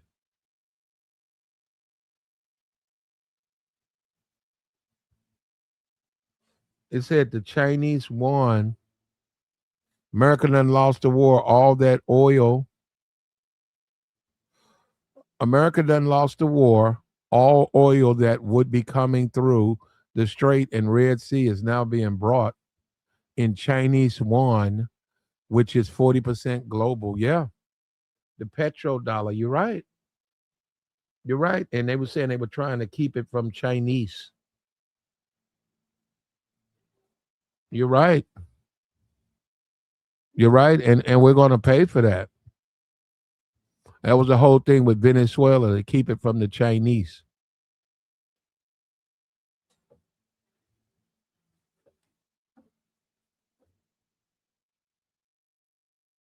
We're a different type of country, man. We care about each other in a different type of way. We don't want to live. We don't want to live like they do in Iran. Iran don't want to live like us. We don't want to live like them. They live in mountains. They live, the way they live. And it's not even, they literally live in the mountains. That's them.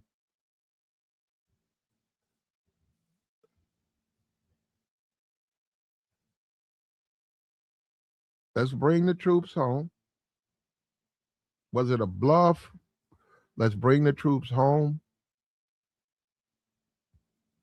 Let's use diplomacy and settle these differences. Israel's already went in there and assassinated their leaders. And let me say this to you. You can say what you want to say, George, but how is that right? What gives Israel the right to go in and just take someone's life? So they knocked that regime out. And where's the nuclear weapons? There are no nuclear weapons. Where are the nuclear weapons? Well, we went in there and we assassinated them because they got nuclear weapons. They don't have nuclear weapons. So they went in there and knocked down that regime. And they're going down for the next regime. And then you had the Gaza Strip, and you saw what happened there. And now you got Lebanon.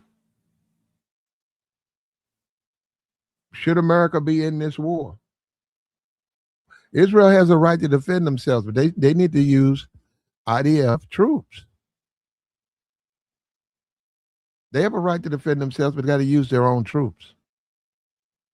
They got to risk their own lives. And 60% of the country don't support the war.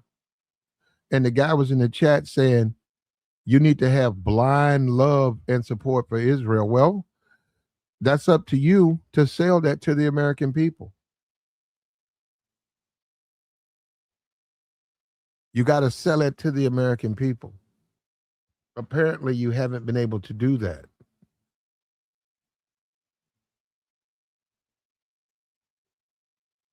You haven't been able to sell it to American people that you should have just blind, unwavering loyalty and support to Israel.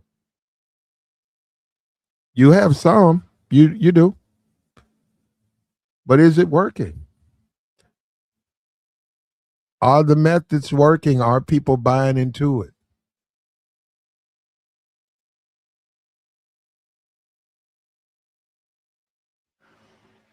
Do people think that it's okay to take down another country's leadership because you don't agree with them, because you don't like them? People are asking that. Do you think it's okay? Is it okay to go into this country and take their leadership down because you feel some superiority or there shouldn't be any judgment of you? Is that okay? Is that what we're doing? And that's what a lot of people are searching, and they're trying to find the meaning to this. They're saying, wait a minute, we get it. Terrorism, threats, you have a right to defend yourself.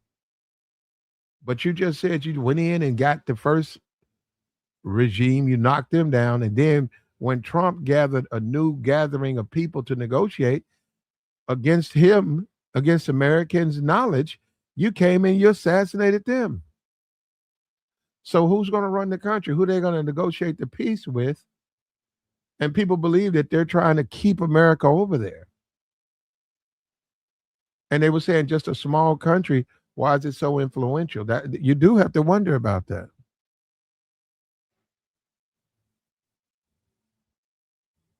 You do have to wonder about that. You do have to make a legitimate, unwavering assessment. And then we got the terrain over there. We're not used to that. We're not used to all those rocks and all that dirt and dust and all that goat and camel. We're not used to that. We have horses over here. We grow up around horses. We grow up around stallions and the Long Ranger and that. They ride camels over there.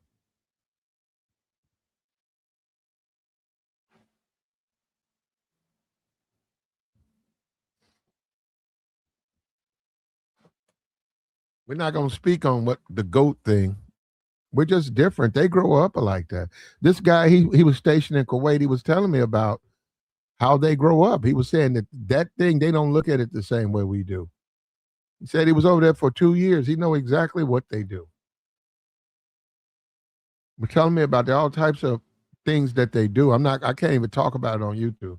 But he was saying that you got to go over there and understand they look at it differently. He was like saying growing up in America, you grow up a certain kind of way. You simply are raised differently. You look at the world differently. That TV and all that stuff, that's not a big deal. Living in a cave, that to them, that's not a big deal. So you live in a cave, you have a mule and a sheep, no woman, and when you die, you go to your Iranian wonderland, and that's how they live.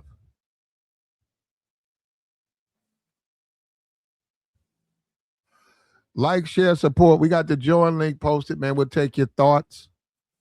You have some information. You have something to add. Now's the time to join the stream. We're trying to figure this thing out. James says, do you understand Iran has funded terrorism through proxies for decades? That's deleted our troops. We are tired of this BS. I got you on that, James. And I understand that fully, James. Okay, but all right. So we committed. So you're saying because they commit terrorism, we should do the same? I fully understand what goes on over there. But we need to have a strategy and we need to have a clear objective. And we also need to understand it's possibility we could be pulled over there because they want us to stay. We also have other responsibilities. You can't pull all your troops. You can't do that. You still got to maintain an efficient military. And you have your resources allocated in a way that you don't expose yourself on either side. He said, tell Bibi to send his troops. Yeah, what's wrong? Why do people get upset when you say that? I don't get that. Why do people get upset when you say, well, okay, we didn't say you couldn't defend yourself. Tell him to send his troops over there to the terrain of Iran. And then people get mad at you. They act like you don't get it. What is it I'm missing? What is it I'm missing? What am I not getting when you say send your troops to take over the Strait of Hormuz? To seize the Persian Gulf. Why do people get confused by that? And I'm 100% for them paying mercenaries. I don't care. You can get 20,000, 25,000 troops from Iraq that'll do your bidding. Okay, send them over there. Supply them. Send them there. And let them fight for us. Okay. I'd rather see that than American troops. He says because American troops, or they think American troops are expendable. Yeah, that's what I'm saying. I don't get it. When you say, hey, man, I didn't say that they don't have a right to defend themselves. I didn't say that they, they believe that they have to do these things. I said, why do you want American service people to put their lives down? That's what I'm saying. And uranium. I mean, who's going to go there and touch that stuff? That stuff's radioactive. That would be Israel troops. Let them go in there and take the uranium. First, you got to find it. What's up with you do business? What's good with your plat, man? Top of What's the up? morning, man. Yeah. Man, just chilling. I wanted to kick something to you, but I'll say what I got to say about that after I speak on the topic. But it was interesting. I was thinking about like the reason why they over there is it because of oil? So you don't know? I mean, like I got you. So you really don't? No, I'm saying this war, you don't even keep up with it enough to know why we're over there. Well, I mean, I'm asking. Nah, I mean, I really don't. But I mean, I pay Okay. attention a little bit, but I'm No, I asking got. like, Well, no, it was supposed to be for. Supposedly, it was for regime change. Supposedly, regime and change. yeah, the leaders, like the administration of Iran, the people that they've put in office, it was to take them Okay. down. And then that happened, and then the people, they said the people were going to all unite and sing "I Love America." They didn't do that, so they put another regime up. They kept fighting back. So now they're talking, and then they closed down the Strait of Hormuz. So now they're talking about going in and opening that up. And they've been advised not to try that. They've been sending troops anyhow. And and then they believe that Israel wants to drag us into this war, their war, so we'll fight it with them. And that's why the American people have totally rejected that and say no. Totally 100% rejected that. In addition to destabilizing Iran causes refugees and it causes those people to flood into the surrounding countries, and that causes problems. You know, because Okay, so we really don't want to be in Iran. We'll open it up for so Israel. okay, so basically, whoever it is, right? They basically using America to help them replace a leader in Iran. Some other country is But using America. they really don't need any help. The Iranians, they can elect their people. They don't really have to. I don't know. I mean, you got to go by what Trump said. I don't know if he was being ridiculous. Maybe that's how he deals. He said something extreme and ridiculous. He said that he was going to pick their leader. I mean, even if they did that, Right. the people would reject that leader, though. The people, it's what the people think. They're not going to let Trump pick some puppet, American puppet, to tell them what to do. They live there. They're not going to. They would have a civil war. They would go at. They wouldn't listen to that leader. Yeah, that sounds like America right there. Yeah, sticking your nose in other people's business. Yeah, yeah, that sound about right. Yeah. Man, that's crazy, man. It's really it's insane because troops can be doing other things besides trying to fight somebody else's problem. I found out about something a long time ago. It was like India and Pakistan was like going to war with each other at one point in time. I don't know if it was in the 80s or the 90s or whatever. I don't know. But America gave Pakistan some more weapons after they told them to stop beefing with each other. I said, what the? Why would you give them some more weapons if you try to get them, to piece it out with each other? So it's like, that's, man, that shit is crazy, man. Obviously, they don't have anything else to do at the moment or something. I don't know why America feels like it has to be a savior to everyone on the planet, but it's like, sometimes you just got to let people beef. You know what I'm saying? I mean, you ain't see them get into the war when they was Russia and Ukrainian was getting busy. You ain't see them messing around then. So America was in that. what they were? Yeah, the Ukraine war. Yeah, America's involved in that. They supplied them the weapons. You see what I'm saying? You, that's what I'm saying. That Yeah, shit is crazy, man. You telling yeah. them not to fight, but you giving them more weapons. What kind of mind is that? That's because they don't. You know, they're by proxy. That's like what Russia's doing with Iran. Russia is using its submarines. They're using their satellites, and they're giving that information to Iran for targeting, etc. Oh.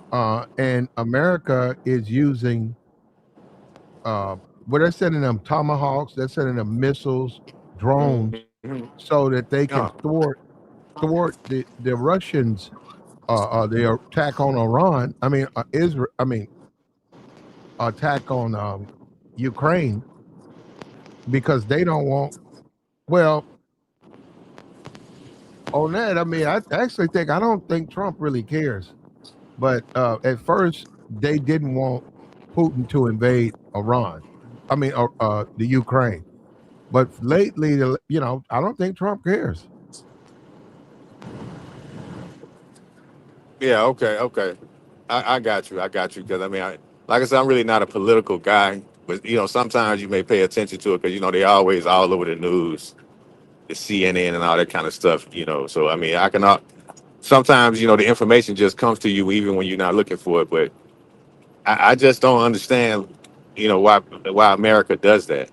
I just don't understand that. Well, it's American interest, and also they don't want the other, just like Chinese, right? The Chinese, they don't want Venezuela to have a relationship with the Chinese where the oil, because they can get cut out of it. So they took over Venezuela. They'll warn a leader not to do something, and if they think they don't listen, they'll invade their country. When you look at Putin invaded the Ukraine because he said that's a part of what the USSR or whatever. He wants it back, and also he don't want them to go to NATO because he feels if they become a NATO country, they become a threat that exposes him. So he's invaded them because he wants to take it back. And Yeah, yeah. Biden supported Ukraine's independence. Mm. Trump, I don't know if Trump even cares because Trump's been trying to get a deal. Trump's done with that. And the guy was saying, if I sign a deal, that basically I'll be signing over half of Ukraine to Putin, and I don't want to do that. I want to fight Putin, and we'll fight, you know, for our country. And Trump was like, "You need to get a deal. You need a deal," and he didn't want a deal. But they pulled all of the defenses that they were sending and that they could send, and that's now going to Iran. So I don't know what he's going to do. And America, who funded the Vietnamese? I think the Vietnamese were being funded by China. I think maybe Russia. Americans were fighting Vietnam, but they were getting funded by others. They were communists. America didn't want them to become communists, and they wound up becoming communists. So all these countries will pick a side, and by proxy, they'll fight the other country. So very few of them, they don't have a hand in it. They have a hand in it. And Yeah. then I mean, eventually something slips up, mm, a misfire, a missile, yeah. somebody gets mad, and then boom, you have an all-out war. Yeah, you think? Yeah. Not I ain't saying that to you. I'm talking to them, the ones that's involved. Yeah. And what the hell you expect? Like so, it's crazy, man. It's really crazy when you think about it because, like I said, I mean, everybody got their own reasons for going to the military, but it's like if you just got to jump up and deploy somewhere, whatever they want to call it, just of the president's interest, it's like, damn, man, you ain't really thinking about the troops like that, man. You just that's not cool, man. That's bad leadership right there. Especially if it's not something real. If you ain't defending nothing that's needed to be defended, and you sticking your nose to other people's business, is like it doesn't make any sense to me. It doesn't. Also, you got to understand war. There's no such thing as a quick war, and we're moving as we become more advanced. Our country, we're moving, and I know it sounds crazy. We're actually moving to the point where there's war is outdated. Especially when we get these robots. I'd say we're about 20 years from that. Mm. We're about 20 years really from a war being outdated. That's outdated because we see the ships now at this point now. Now we do need ships, but they're just simply too slow because now they actually are able to have more advanced technology and weapons where a ship is just going to take too much damage. Even with the defenses, they have the ability to overwhelm a ship with light weapons, and it's enough to take that ship out. And then with the planes and advancements and stuff, and really ground troops, you're gonna have to go with bots on that. Well, let me ask you something real quick. It's a real deep question. Do you because I know it was just a movie, but do you believe that the military ever had did someone like the Manchurian Candidate? You ever seen that movie? Like putting Yeah. some type of device in They somebody's think head? that's Trump. That's crazy, bro. That's crazy. They think when you have someone who's just totally going against your interest, and they become they start working for the other side. But they brainwashed him. That's real. That's real. They have psych ops. Mm, Yeah, that's why they damn. want to debrief you and stuff. You've been captured by the enemy. They won't just let you come back. They got to go through a debriefing. They got to watch you to make sure you're Mm, not serving the other side. The Germans in the 40s, or no, the 30s, well, the Germans, they before during World War One, right?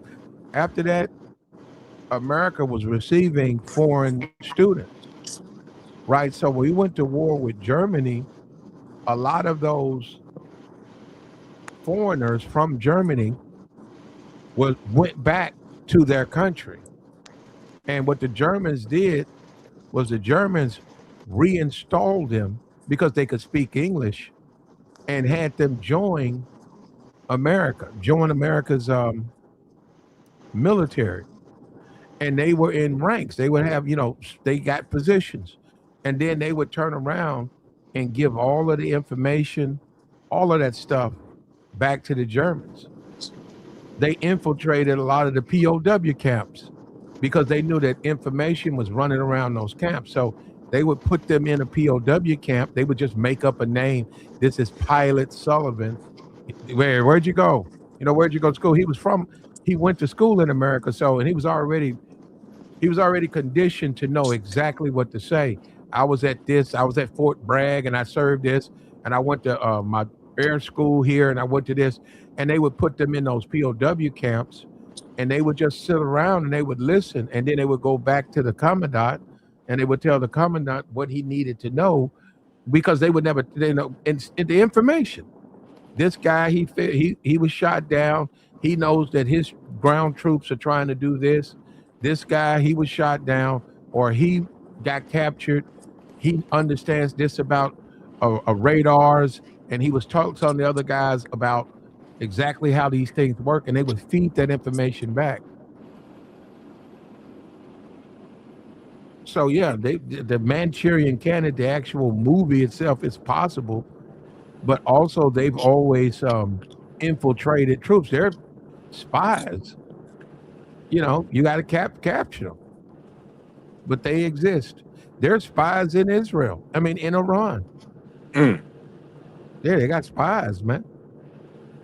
People who tell That- them everything that's going on. but do they have to be? Do they have to have the chip in their head, or do they just do it on their own free will? I don't know about a chip on the head, but you can do business. Anybody can get brainwashed because we're humans, and the way we Right. function though. I mean, what do you think jail is? Jail is brainwashing. That's why those guys after 10 years they're completely changed. You get brainwashed. It's a whole Mm, different world to you now. I mean, because you're brainwashed. The damn. re-education camp is brainwashing. Programming. A matter of fact, Mike Huckabee, the ambassador to Israel, said on Fox News that we failed collectively as a society as far as the youth with Israel. He said he can't believe the things that they're saying about the country of Israel. He said we really got to go in and reprogram them, and I couldn't believe he said that. I said, well, Wow. yeah. That's crazy. So that the leader of Israel said that? No, that's the ambassador to Israel from America, Mike Huckabee. Oh man, yeah, yeah. Yeah, he That has sound no about right. he Yeah, has no problem yeah, brainwashing the youth to serve his interests. He said basically that's what he said. He didn't say we want to teach our youth how to think for themselves and then independently make decisions based on the way that their religion, right. their morals, them of right and wrong, which is what they're supposed to do. He's trying to tell them we need to program them to look the other way when Israel does wrong. Don't criticize them because they say they got nukes. Okay, so that green lights them to assassinate other leaders, but they shouldn't do it to you, and that's ridiculous. Yeah, Now, this guy right here, he says your government. He's talking about America has taught you that you are special and different and excellent. You're none of those things. You're a third rate country with smartphones and false freedoms. nah, I wouldn't say all that. Now Yeah, that's that what he nigga said. tripping now. Yeah. Where the I hell don't you know. from? I don't know how he's living though. And that's the thing about America. Some people do live better than others.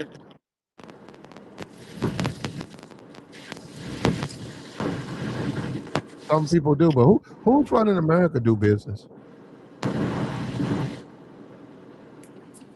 You said what, Plat? Who's running America? See, the Republicans. See, that's who won. That's who won the presidency. I guess. Why are we all over in the Middle East? Republican. That's. I mean, like I said, that's who in office, right? Yeah. Well, I mean, Do you use diesel? yeah, absolutely, every Has the day. price has the price went up? I mean, I ain't really been paying attention, but it costs like $500-600 just depending on where you at to fill up. It's gonna Was that cost about 500. okay? Was that the normal? Was that normal before this war? You're paying about 500. Nah, How nah, it much? wasn't normal.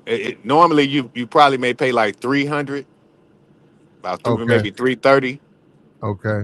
depending on where where your fuel meter is. But yeah, Hmm. paying 600 almost, man. That shit is crazy, man.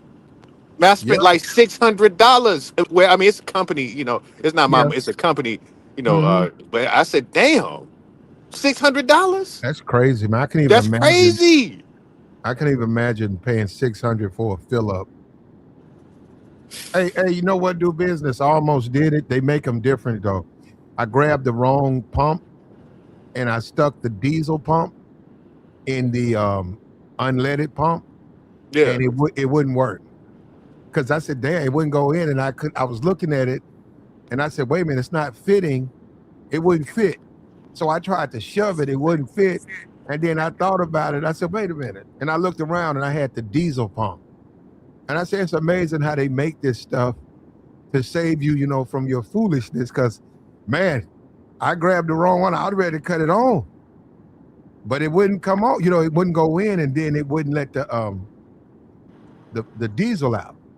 So I grabbed the right one. It fit, and then dang. But I didn't even know that they designed the diesel not to fit the regular tank because they know people would make that mistake. I didn't even know they did that. Yeah. You can't do that. Yeah, you can't do that unless you got a F-250 or something. I mean, it depends. Well, 'Cause no, it's you got to need, be. You got to be running diesel, right? yeah. I mean, but you got some Yeah, people that but drive regular trucks that may uh, take diesel. You know, okay. Well, can does the unleaded pump fit in the diesel? Uh, nah, it nah. won't fit. If it's diesel, if it's diesel like that green, it should be like a green covering. Uh You know huh. what I'm saying, for the pump. Yeah, if it's for diesel, that's strictly for diesel. Then if it's for regular cars and No, no. vans and I'm stuff, saying if you take the unleaded pump, right? uh-huh. Do they have it set up where it won't fit the diesel uh, gas thing? Yeah, I mean it's a little smaller. You could probably put it in it, but it's still it's not made for that.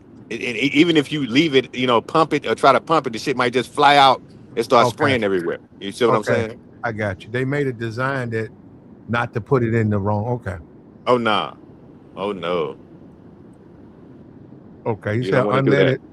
unleaded pump nozzle will not fit in a diesel nozzle. Okay. I mean, I ain't saying. I mean, like I said, it's smaller, but like I said, it's still gonna be kind of hard to get it. Just don't do it. That's all I'm Yeah. saying.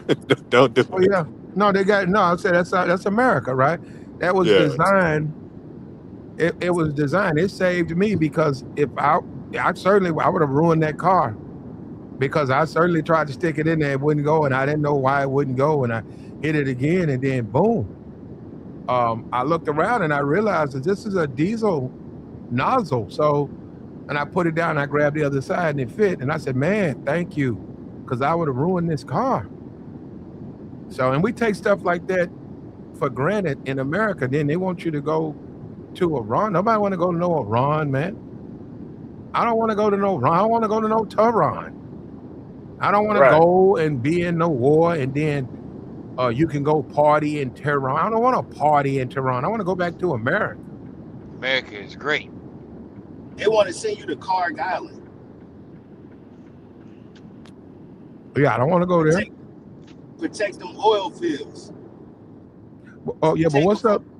What's up though, Resurrect?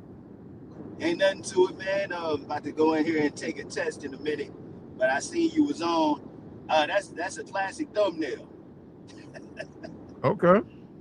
Thank you. You know what? That people getting sued now for doing truthful kind of satire, like Drewski getting, Drewski getting sued by Erica Kirk. Okay. So, but I think the narrative from the thumbnail is what they want us to all believe, because once this is all said and done, and we lose our presence in the Middle East, then the cover will be, well, we did it for Israel. You know what I'm saying? Mm-hmm. And it's like I was telling you before. Just follow the money. Follow Trump's biggest donors in the 2024 election. His biggest donors were the tech bros, followed by the finance people, then followed by the military people.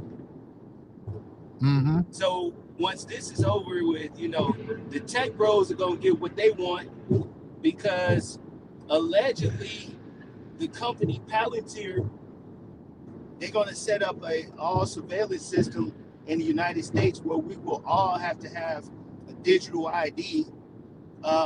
X over there with Elon, he's setting up the system where we all have to have that social credit score. So those tech dudes are going to get what they want. The finance people are going to get what they want, because they're dividing up this oil. So everybody's going to have to compete. Like the Middle Eastern countries are not going to be the ones that's going to control the oil markets anymore.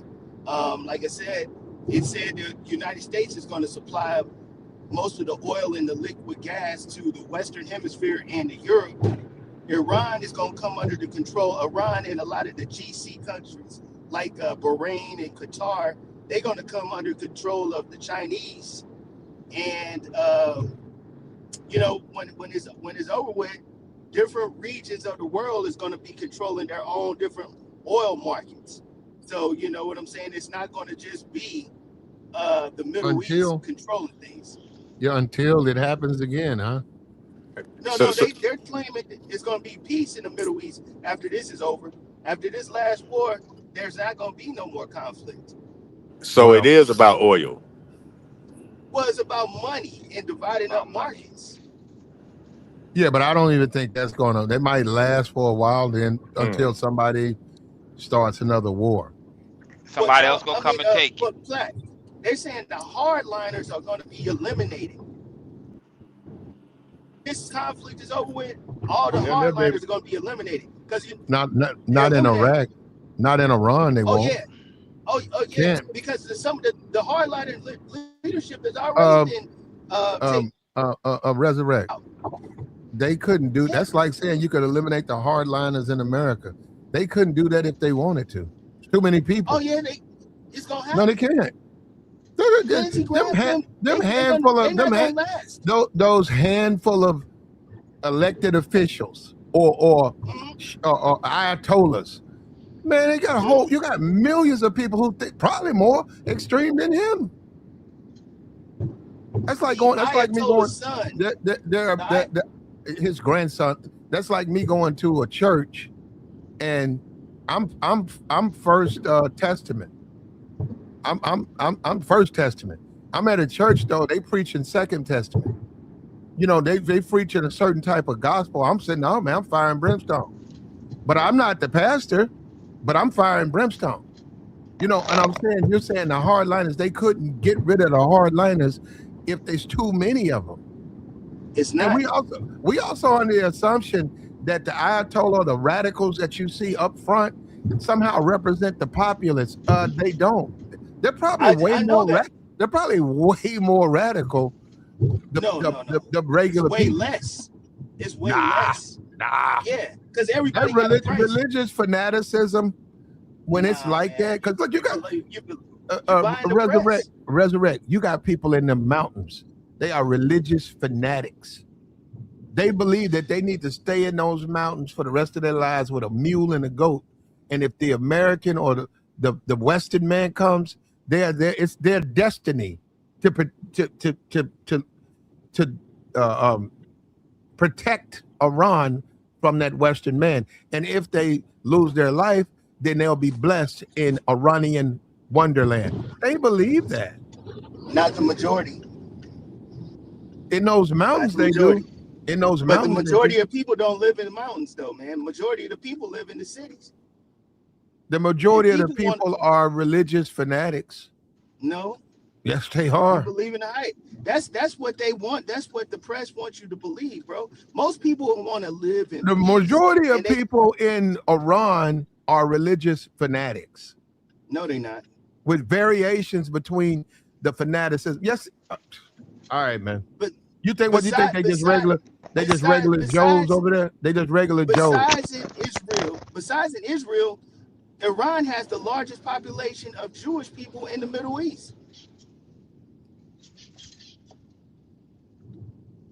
And did you know that?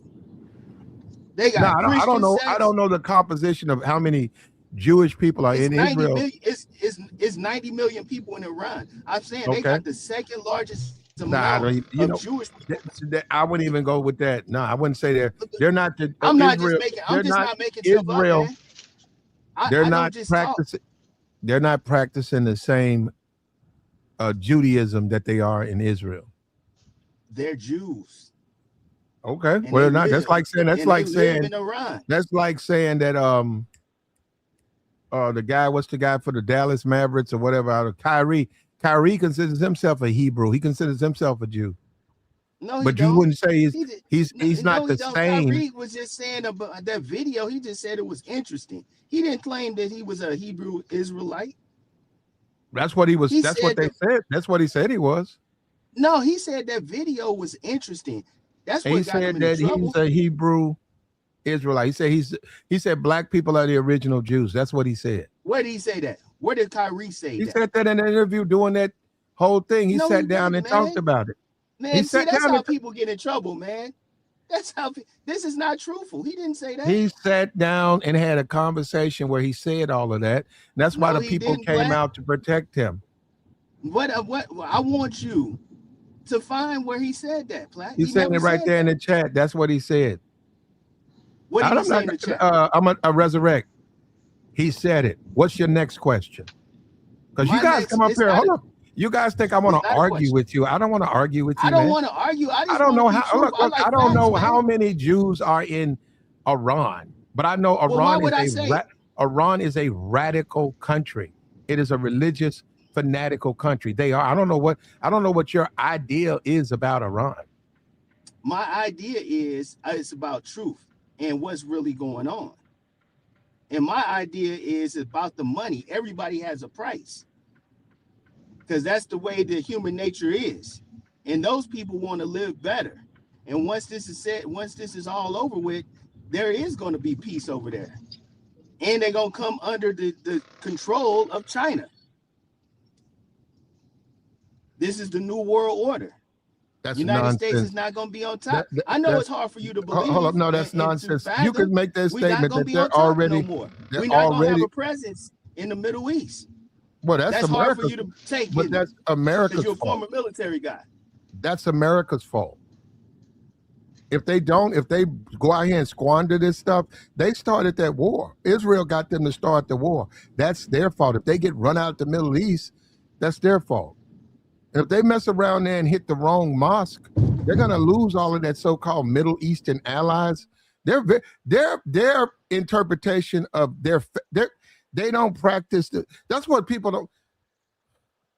Just like they say, the guy Pete is a radical Christian nationalist.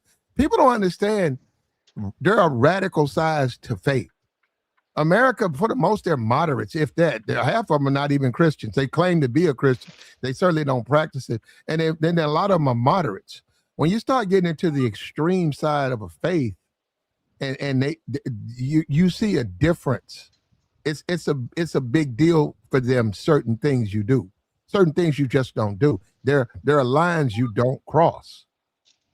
And if they mess around and get a mosque, the wrong mosque, all of those people over there, especially the Islamic people, they're going to unite. And then America will have to deal with that. And that's why you don't want to be there. And even the what you call guy, the Huckabee guy, he's even admitted that they need to brainwash the American people to think like him. He thinks that if you don't think like him, you need to be brainwashed. And I don't even know his faith. I think he's Jewish, but he certainly ain't no basic. He's not your common practicer of the faith. He's over there saying it's okay what they're doing. And that's when you get into the extreme stuff. That's when you get into you're going to either become a member of my faith, either by choice or voice. And if you refuse, then I'm going to separate you from your arms and your leg. And there are radical people out there. Extremists. So he's a zealot. He's a religious. He's a Zionistic zealot.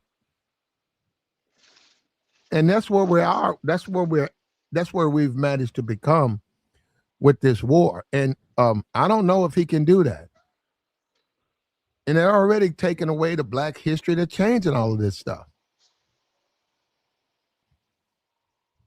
Because they want to radicalize this society. I don't even know if that's a good idea. We're supposed to be about freedom and nothing else. What's up with you, Tabor? Man, I'm just tuning in, bro. Woke up, hit on YouTube. You popped up, so I had to come see what's going on with y'all, man. We're in the midst of this battle, man, and Trump's been warned, but I don't think he's listening. They're saying basically he's making all the decisions, and they have some boots, but we're gonna see how many people they deploy to get this island, and if they get this island, how long are they gonna stay to control it? Oh, with the 10, I seen that with you was talking about like the secret 10. I said last week when we was on talking about this, I was like, man, the 2,500, yeah, but you don't know, he probably sending more. We don't know who he's sending. Everybody ain't talking. He gonna need at least 100,000. Hey man, he a businessman. He know on the ground level he get to fight these folks. He gonna do what it takes. And anybody can say you don't know who win until it's over. And even then, how are they really winning? Well, I'm with America all the way. That's where I live at. I woke up in America this morning. It's nice over here. Iran said they got 1 million troops waiting on them. They better deploy them fast. Because the people tell you anything you want to hear, really. And be lying the whole time. So if you ain't got them out already and to get over with this war, then you probably ain't got them like that. But people go. So this war is going to be a disaster, man. And every war's a disaster. Yeah. Well, we Somebody got to chose. lose. Well, we chose to get involved in it, and that's going to be the problem. I mean, America like a female. They don't mind their own business. Mm. There's got to be somewhere in the mix talking about something. They got to be seen. I'm all the way with it. I'd rather be seen than get snuck up on. At least you know what's coming. Man, Hmm. like I told you, man, I'm just rocking with dude. Whatever he got going on, man. Whatever president in office, like I'm here. Like if I don't like it, I'm gonna leave, and I ain't going nowhere because I've been living here too long. Like we spoke the other day, ain't no McDonald's over there. I don't want to go find out. Hmm. I like my amenities, overpriced or not. I like it. I'm cool with it. I ain't got to be down forever in America. Well, this was a mistake. Trump said he wouldn't go in, and he went in, and this is a mistake. And we're gonna be paying for this forever, man. We're gonna be paying for this for years, Man, for years, man. we always pay for the old heads from back in the day that was in the higher ups positions. That's why everything is overpriced now. We always pay. So that's what I was telling you the other day about races. For the most part, when it comes to whoever was on top back in the 50s, look at the house prices compared to what we get paid. They sold their own grandkids out. And now their own Mm. grandkids can't even get ahead like they was able to. They talking the same gibberish they was talking back then. But they laws and they policies screwed us all over. Somebody gotta lose. And it's always the future.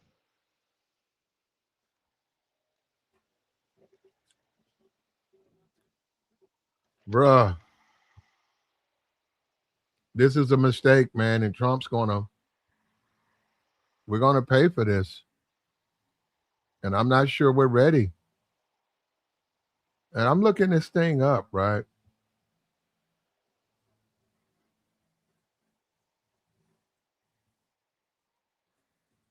This is something else, man. But what we got to do is go back. Man, it's too late, man. I don't even know, man. It's almost at the point of no return, man. And once we start getting those casualties, maybe that'll have enough influence on American society and the pressure, and they'll decide to say, "Hey, we got to censor Trump. We got to control Trump," because the Congress can do it, but right now they're not willing to do it. But if a lot of those Republicans, if their seats come up, and the people, the sentiment, they're saying at these town halls, a lot of people are 1,000% against this stuff. Things will change. Yeah, the great thing about America though, we one of the few that won't lose no infrastructure. Our lives will continue over here. People are expendable.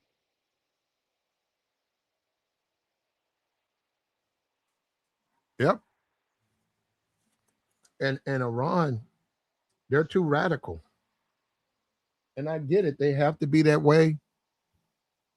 But there are no, when you say the hardliners, that's the people. That's the people. And a lot of people don't even know what religion is. A lot of them, because they don't practice it. It's almost like the black Republicans who's claim to be a Republican or conservative, and they don't even practice conservative tenets. They're saying they're conservative and they're committing a crime. They're saying they're conservative and they're cheating on their wife. They're saying they're conservative and they're beating their wife. They say they're conservative and they're what is that's none of that's conservative. None of that behavior is conservative, and that's what I'm saying with these faiths. Radicalized. When you radicalize, man, you believe every bit that you need to do these things. You're willing to live your life based on these things. Is this dude out here? Hold up.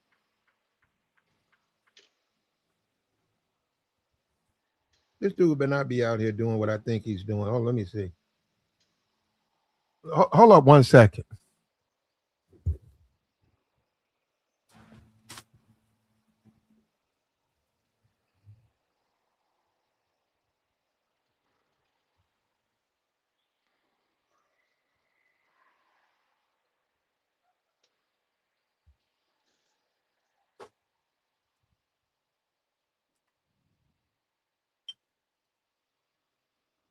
No, he's not. Okay, it was somebody, my neighbor, or whatever.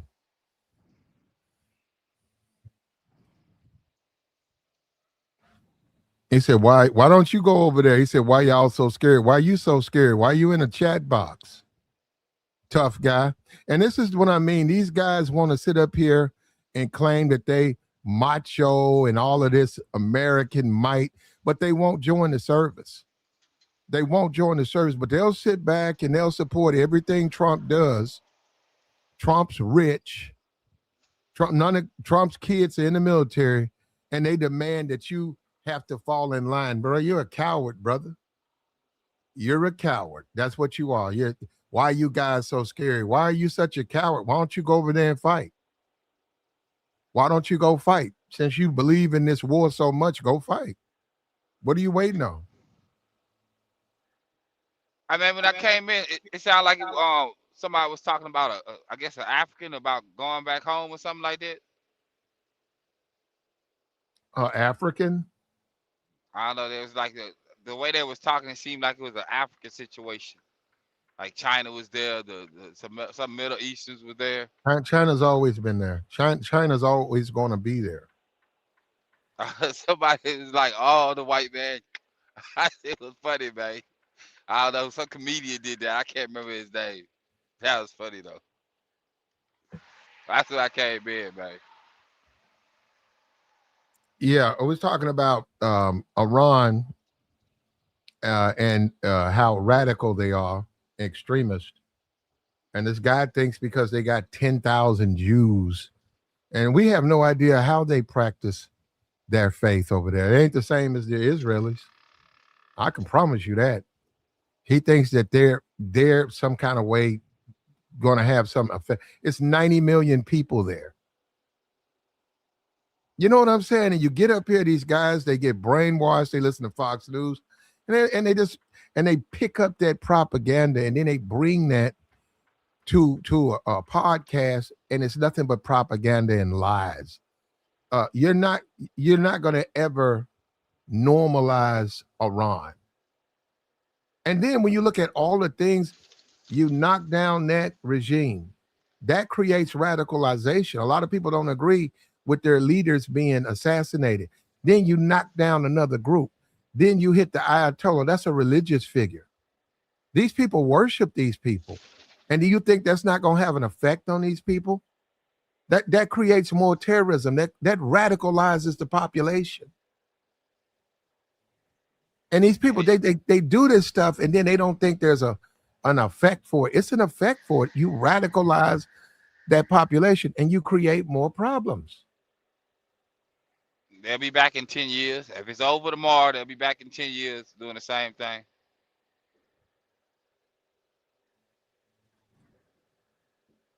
Yeah, and it was a bad decision. And you do have to wonder who's running the country. Is Bibi Netanyahu running America?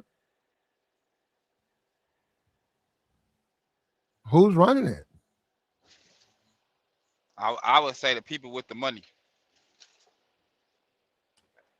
And if there's people that we hear about, then there's some major players behind that we don't even know. And they out here walking amongst us every day. Mm-hmm. And they got major stake in America winning or losing. I'm telling you, just playing it how Trump can play it, he got enough money to play it on both sides. At least in the stock market, he gonna get richer after he leave. Every president does. He got more money he could spend right now. You talking about personally? Yeah. Yeah, and then he got an unlimited budget. Because the numbers that they telling us, they never go give us the real numbers. Your company don't give you the real numbers unless you're in the finance department and you see what's going in and going out by way of product and services and what they charging. You'll never know the real numbers.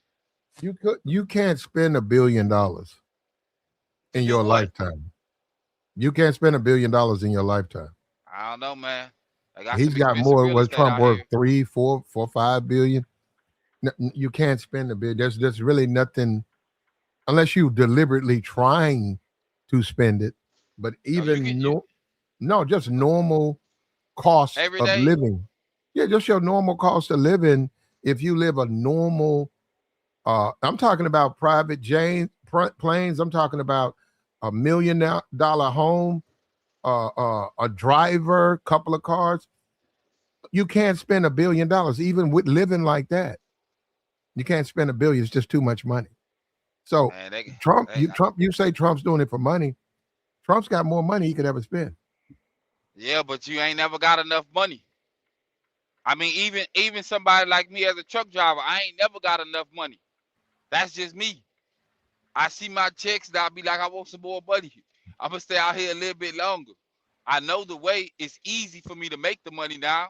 It was harder before, and especially when I was younger and didn't have like my CDL. At least I know how to make more money. He know how to make more money, and then he dealing in real estate, and he knows some Mm-hmm. policies. So Mm-hmm. I know like people was like he be broke or he didn't have failed businesses, but his name done been on buildings already. Them buildings be costing $100 million. They got yachts $100 million, houses $100 million.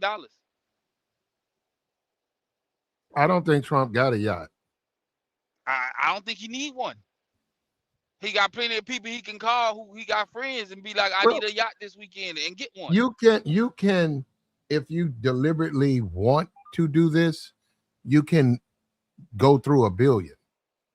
But if you live a normal lifestyle, like I said, even with the private jets, the multi-million dollar properties, the chefs, the whole staff for all your properties, if you do a normal, you will not spend all your money in your lifetime. But But you're right. If you're going out buying $200 million and all of that, you're right. Then you our can't. It normal will ain't get up his there. normal. What we eat on the daily, how we move, homie ain't eating no ramen. That ain't no way in his household. Okay. I'm just saying, like, If just he on a wanted daily some, he basis. could. If he Yeah, I mean wanted he some could, ramen. but before I personally, before I eat some ramen, I'll get me some homemade pasta. I don't have to eat like anybody else. I can act like I would, get rich and act like I'm still in the trenches. Like that's some ignorant shit, right? I mean, my bad for that. That's just ignorant right there. You want to still be down there with people that's struggling, mess around and get robbed, and you got personal security. Man, people can run through some money, man. They do it all the time. This is America. Like American Greed. The show American Greed will teach you about America. And these boys out here, they'll rob a bank for 50,000, right? And then there's cats that's robbing banks for 15 million. And the ones who get the 15 million, they get 3-4 years, and they coming home to a big bag still. The one that Mhm. went to go serve 20 years, that 50K, that was lawyer fees. He out of there. His family still messed up in the game. Man, it's all about money, man. No matter what it is, no matter what the resources is, money behind it. They wouldn't be over there if it wasn't no money. Other than that, Mhm. why would I be fighting in the sand, spending 12 million on the missile, and somebody gonna tell me it ain't about no money, man? It ain't about no people over there. People don't care about people like that. Your job don't care about you like that. That's why they tell you as you get older, family is important. You look back and see who you had kids with, and they extracted resource from you, and you gave them the money, right? Like say child support, and they screwed that up, and the kids still screwed up in the game, not mentally and financially, and they don't trust the other parent because they think the other parent left just on GP.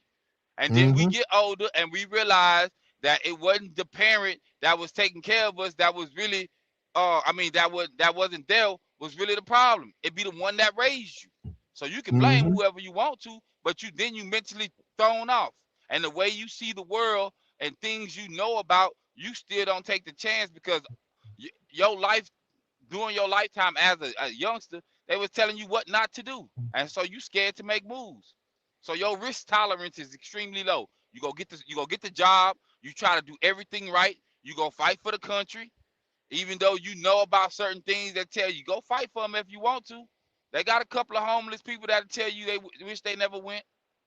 That was the worst thing that they did in their life, and now they outside and mentally can't get right and on medication for some money.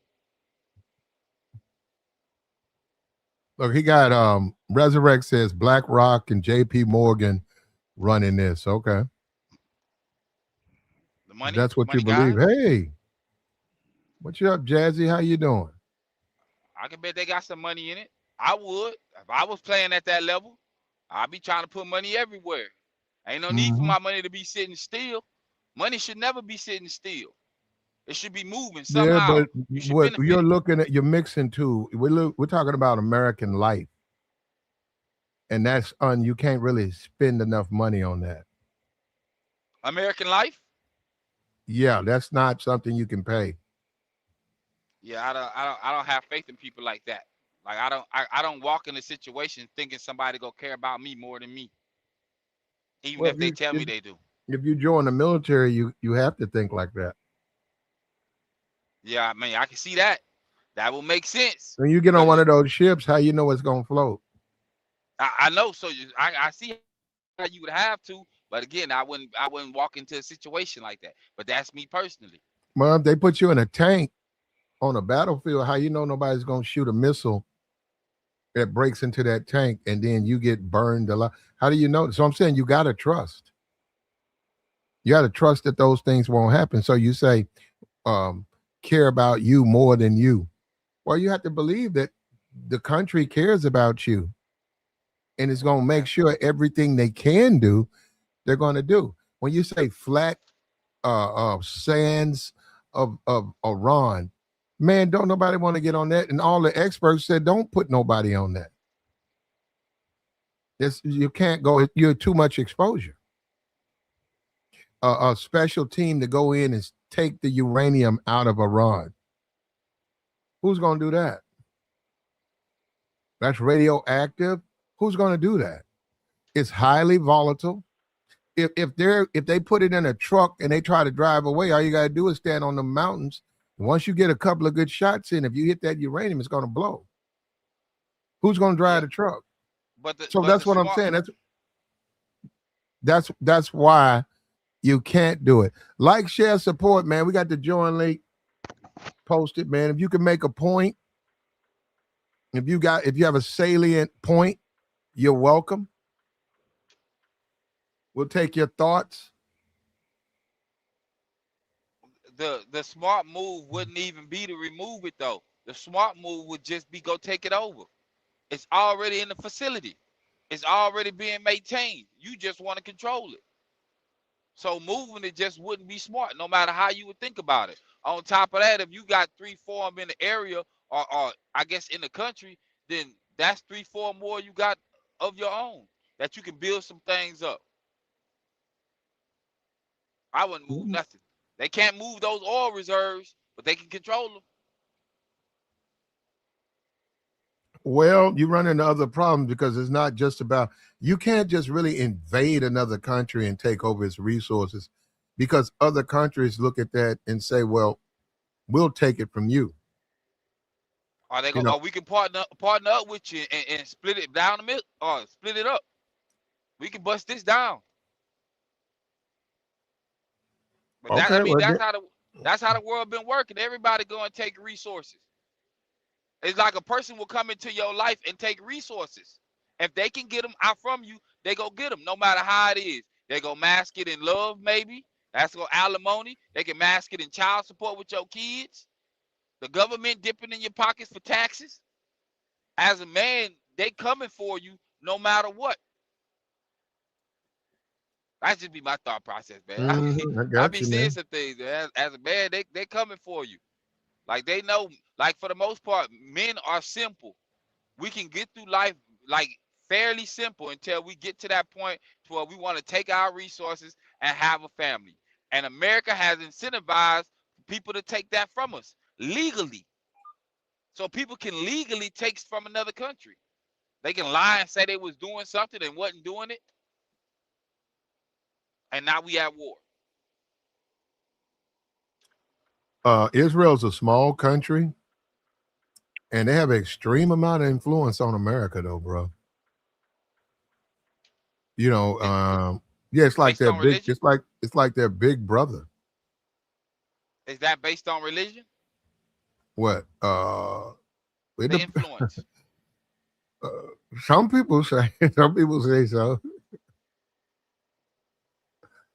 I mean, people need something to believe in. And for the most part, people believe anything. As long as they can live a comfortable life, like people will believe in anything. And then people switch up depending on the situation. Morals are compromised, ethics are compromised every day.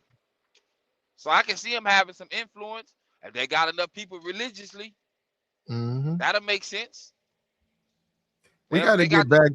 We got to get back to when we cared about.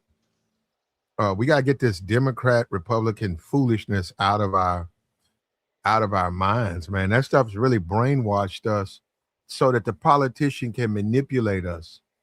Because Trump can manipulate the Republicans in a way to say, if you don't do everything I tell you to do, then you're a liberal. You're a liberal. So I'm saying he's really set it up right.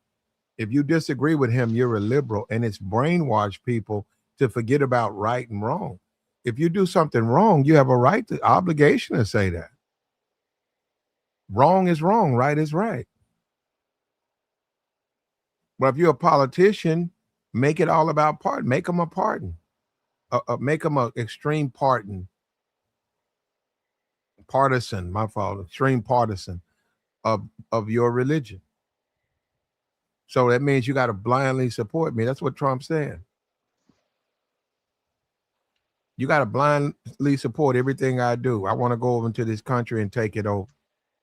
And I got the right. I have the moral authority. So I'm gonna assassinate their leaders.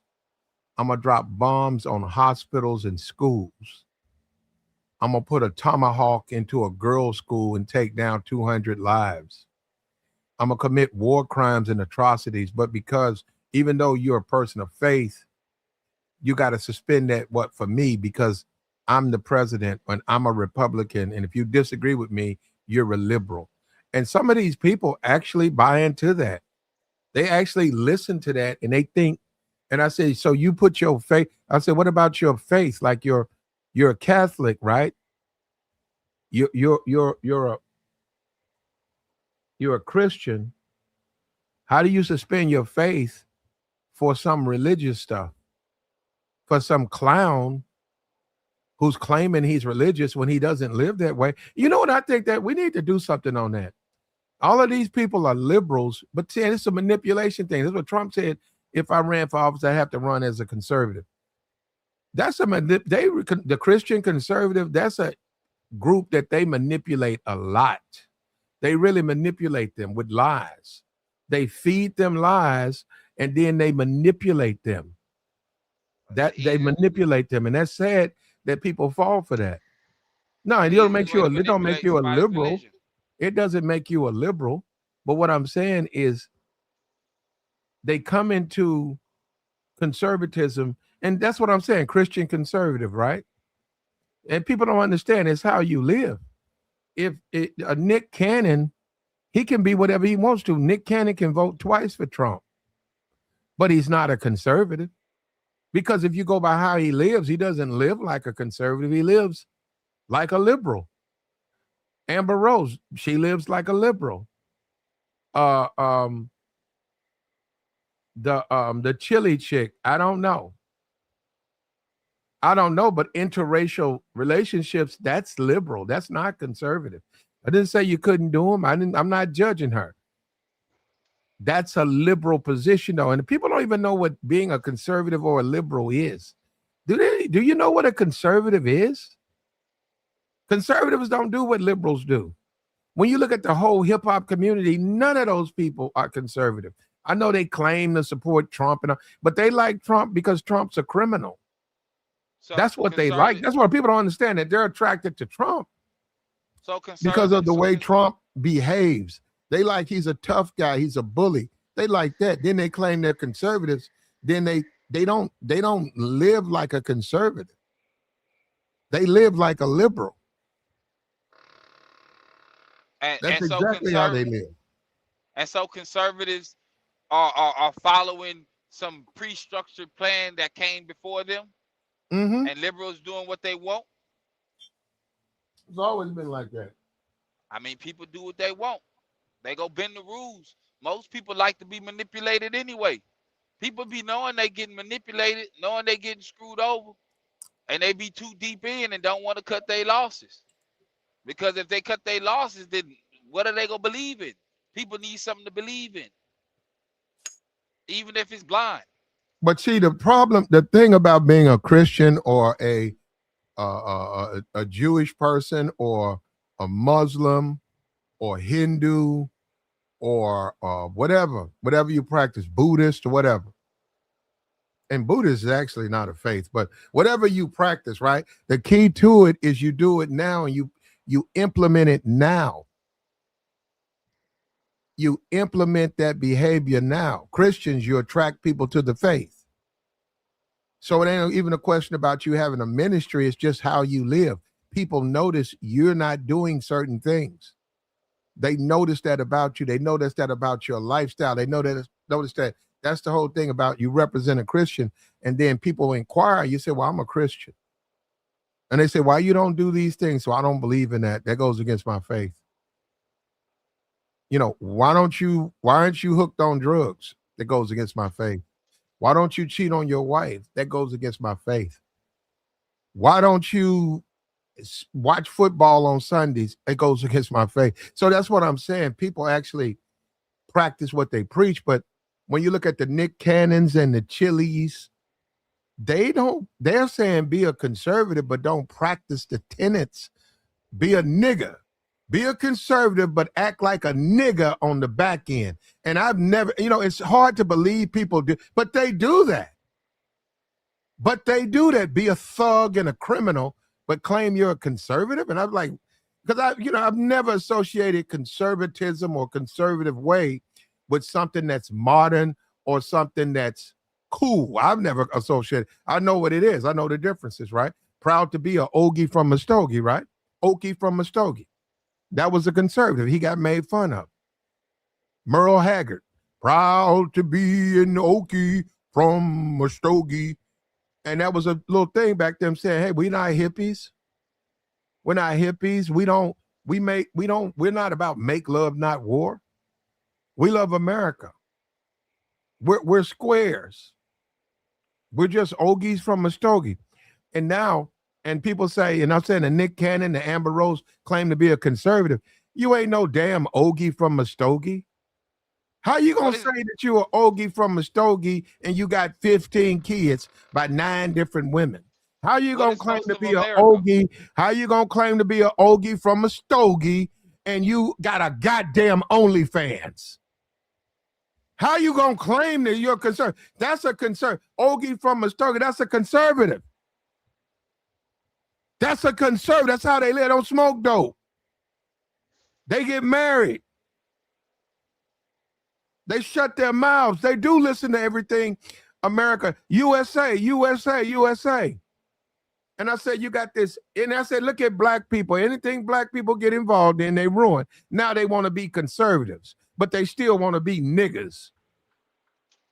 And that's the crazy part about it. It's like, man, you can't do both. If you want to live like that, you need to join the liberal party. That's liberals. Is most of America conservatives? Half of it is. And the other half is split between, I guess, liberals and the other party?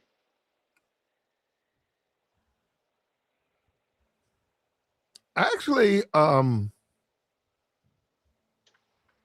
well, right now I'd say it's half and half. It's like you see that we had these elections that real close, a couple of million votes on either side, 300 million, 330 million people. You would say half the party's one way and the other half is the other way. A majority rules. It's America. Most people go follow the crowd. It's easier to do. It's easier to play on people with politics. There we go. We got to get rid of this fool in my chat. The Liberal Party ain't no party. You know what I mean, clown. The Democratic Party. That represents liberal. Do you know there used to be a liberal? Do you know that you could be a liberal Republican? They call them a rhino, right? But you know, no, you actually were a Republican, but you were liberal, and you could be a liberal Democrat. I mean, a conservative Democrat. And those people used to exist, but because of partisanship, they've gotten rid of those people. But those people used to be, it depends on where you ran. You could be a Democrat, but you were a conservative. You were a conservative Democrat. See, all of this extreme stuff where you're getting into all of this, the LGBT and all that, that's extremism. Where you say pronoun, that's extreme. That's extreme. But then on the other side, the Republican side, this blind loyalty to Israel, that's extreme. Mike Huckabee says he don't know what's happened, but the youth don't have a blind loyalty to Israel. We need to fix that. That's extreme. So you saying you're going to brainwash them? You ain't gonna have a choice. They was raised by their parents, and their parents think how they think. That's crazy. You're going to brainwash American citizens because they don't think. Isn't that the whole point with freedom? We live in a free country. It's free to a point, man. You got freedom until you want to get into politics. Then you got to choose a side. You free until it's time to vote. Then you got to choose a side. You might be right about that, man. Like the stream, man. We're currently in a conflict, possibly a war. We're about 4 or 5 days from what I understand. Iran's already put out publicly they're waiting. Publicly, they are waiting. They're saying as soon as the troops start to land, they will be bombing and drones. And that's what I'm saying. This World War II and Vietnam, there were no drones. We're living a different world now. And also you got Russia and China giving Iran experimental equipment that they want to use. They're saying, use this. This is something we invented, and we like to see how it works in a theater of battle. That would make sense. Yeah, and they're going to turn that loose on our troops, and we're not ready for that. They've already ran those aircraft carriers out of there. They're too slow. Our aircraft carriers? Yeah, they're off. There's someone. One of them is sitting in. Where's that thing at? They showed it on the internet. See, it's a lot of stuff we're just not getting. We're not getting everything that's going on. We never will. Yeah. And see, with the aircraft carriers, what you just said, that will make sense for us to be everywhere. So we could just have aircrafts everywhere without the carriers. Well, they're too slow, though. The aircraft carriers, right? Yeah, they're too slow. Yeah, then you can see them coming. Well, they're too slow, and you're talking about aircraft. You're talking about 1920s, 1940s. When you start talking about 2026, you got a $50,000 drone. Say 3 of those, that's 150,000. Of 3 drones could sink an aircraft carrier. Aircraft carrier is $1 billion, $2 billion, and they take almost 4 or 5 years to make. Old technology. You're talking about the drones they have now, and you don't risk no human life. So all you gotta do is send a couple of drones, and they can go either below the radar, above the radar. Yeah, you can sacrifice a few to open up for the others, and that makes that technology just outdated. Don't mean you don't need a landing script. It's just outdated. The boys need some power, man. I mean, I don't blame them. Because even though I say I wouldn't do certain things, well, I can't say that now because I know the way I think. I'll be actively always at war. I'll be actively always trying to take something, even if somebody don't like me. I just have to be, either we go be a bully or we go get bullied. And that's what most people go through now. Is that how you teach your kids? Absolutely. You teach them to be the bully? I don't tell them to bully people, but I tell them to be the bully or get bullied. Don't let nobody put their hands on you. So you do tell them to bully people? I tell them that. No, I tell them be a bully. She ain't going around bullying people. Wait a minute. You just said, so that means you tell them to be a bully. I tell her to either be a bully or get bullied. So you treat your kids to be bullies. I teach my kid to take care of herself. My kid walk around a certain way. If it ain't new clothes or new shoes, the school she go to, despite the fact it's in a nice area, they still hood kids that go there. And you can't tell them nothing when they ain't got nothing. So they want to clown all day. My kid can only come to me crying one time before she got to do something for herself because I'm not there. I'll deal with the school later. That's what you Your teach them? mama deal with it. Absolutely. I am not Act, about to have my little girl. no, Huh? no. Act first, think second. No, they can act first. Then you got to take care of yourself, whatever that may So, look like. so you do teach your kids to be bullies. It's a saying: either be a bully or get bullied. But she I don't go got you. around I bullying. understood. Either be a bully or get bullied. You teach your kid. Yes, That would mean you I teach your say it to kids. her. You want your daughter to be a bully. Nah, I say it to her. That don't mean she go around doing it. Because if that's the case, she would get in trouble a lot. She don't get in trouble like that. But there's more than a few times when she was in 2nd and 3rd grade, she used to come home. Well, 3rd grade was the last time it happened. She didn't came home and she cried. She on the phone, she talking to me. Baby, you gotta take care of yourself. Don't let nobody put their hands on you. They pushing you, push them back. And every time you see them, it may be a problem. My mama didn't teach me that. Until I had to learn it on my own, then I was always in the office. I was always the problem. Because I ain't let nobody pick on me. I got picked on at home. Why I'm going to go outside in the real world and get picked on too? So these That are don't make no black. sense to me. These are black kids. Yeah, it's like Missouri City. If anybody know anything about Mo City, there's a nice area out there. I got $1 million homes in this area. My daughter and them stay in a nice house in a fairly new neighborhood. So even though they got $1 million houses, the children are still thugs. Because it's zoned a certain way. So it's zoned through the hood. I'm saying those parents who have $1 million homes are sending the school thugs or potential thugs. No, in the area, there's $1 million homes in like the Fresno, Missouri City area. Sugarland, it's Fort Bend. Sugarland is even in that, and that's one of the richest places in America. I mean, bro, they gonna be bullies everywhere.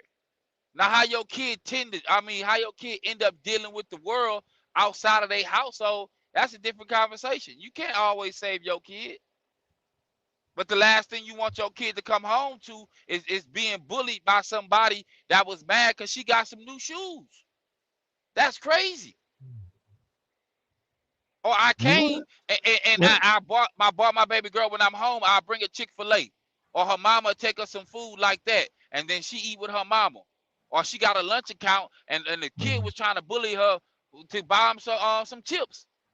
Like, well, you ain't gotta do that. Yeah, What are you don't do doing? that. I Don't have a do that. conversation with her at first, but then it gets to the point to where the teacher end up calling and be like, well, Tavia been talking down and she been pushing on kids. Yeah, you talking about the kids that was bullying her? That y'all ain't stopping them from trying to make her buy Oh them some man. chips? It's petty, bro, but nonetheless, that's my kid. That's a little girl. I'm not about to have her walking around thinking everything is unicorn and rainbows outside of daddy. I can't do that. And I'll be a fool to put that on her. And she wondering why I'm telling her one thing, but the world doing another. Don't let nobody bully you. Even if you lose the fight, you gotta fight. I I heard don't that. want that, but she gotta hear that. She gotta hear that, man. Okay. I mean, most black people don't understand until they get punched in the mouth. They like confrontation. And then when that kid get beat up on, then they come into the school, they got something to say. Well, you wasn't telling your kid nothing about putting his hand on my kid. Now my kid then blew up on your kid. It's a problem. I got you, man. What's up with you, JR? What's good, Plat? What's Go good, ahead. boy? What's going on with you, player? Man, nah, man, chilling, man. Out here getting my mental health together, man. Doing my morning walk. Let me ask you this, JR. Yeah. Interesting question. Do you teach your daughter to bully before she gets bullied? I don't think I didn't Tabor say was that, saying Black. that. Yeah, I don't think he was saying that. But What was he I saying? What was he saying? understand the way I interpret had the interpretation of what he was saying was that stand your ground. And so I do teach my daughter, right? You're going to stand your ground. Regardless of the outcome, you will stand your ground, right? So I'm in agreement with Tabor on that. Like, that's how I had the interpretation of what he was saying. Like, be the bully, don't be bullied. Like, stand your ground. You will stand your ground no matter the outcome, right? So as you get older, You don't teach her to pick up a box of crayons and clear that whole room out. air everybody out Hey, if she with a had box of to, crayons, air them out, if huh? she had to. Hey, if you're angry enough and you gotta air everybody out, then that's what you gotta do that day, right? But yeah, Uh, you're gonna stand your ground, right? So I teach my kid, stand your ground, and then whatever the outcome is, we'll deal with the outcome. But as you get older, right? As she gets older, then we're gonna have deeper conversations to say, okay, you're standing your ground, but you're gonna be calculated with what you do. Because standing your ground comes with consequences as well. So once she gets to that appropriate age where we have those conversations, you know, it'll expand a little bit more. But for now, at the age that she's at, you just need to understand simply, stand your ground. And that's where we at with it right now. I got now. You want to make a comment about the topic? Oh yeah. I mean, y'all was on Nick Cannon and Amber Rose and everything that's happening in Yeah. Why don't Iran. they go? Why don't they go to Iran and fight? Come on, Platt. They ain't doing that, man. Come Well, on. but they're not conservative. Okay. Well, are you a conservative, Jr.? I have conservative viewpoints. I wouldn't Okay. say So I'm a full-blown yeah. conservative, but you know, Mhm. I have conservative viewpoints on life and Is things Nick like that. Cannon a conservative? I think he has conservative viewpoints. I wouldn't the way he lives his life, I wouldn't say he's a conservative. Okay. And Amber Rose, is she a conservative? Same thing. Nicki Minaj, is she a conservative? Same thing. Yeah. Mike Tyson, is he a conservative? Same thing. So that's what I'm saying. This is new thing they've said. What we're gonna do is we're gonna support the conservative party, but we're gonna live like liberals, and I don't think that's what they're about. That's all. That's what I'm Yeah, saying. 'Cause I don't yeah. get it. I know it's cool to be conservative, whatever, but it's like conservatives Ogie from Muskogee, which is Yeah. fine if that's what you are. But they don't. They want to claim that, but they're still they're more extreme. They're extreme liberals, Oh yeah. ultra liberals. Yeah. You know, I find the Nick Cannon, Amber Rose conversation very interesting. Me and my wife was discussing it. She was kind of flabbergasted by, you know, his viewpoints or thoughts.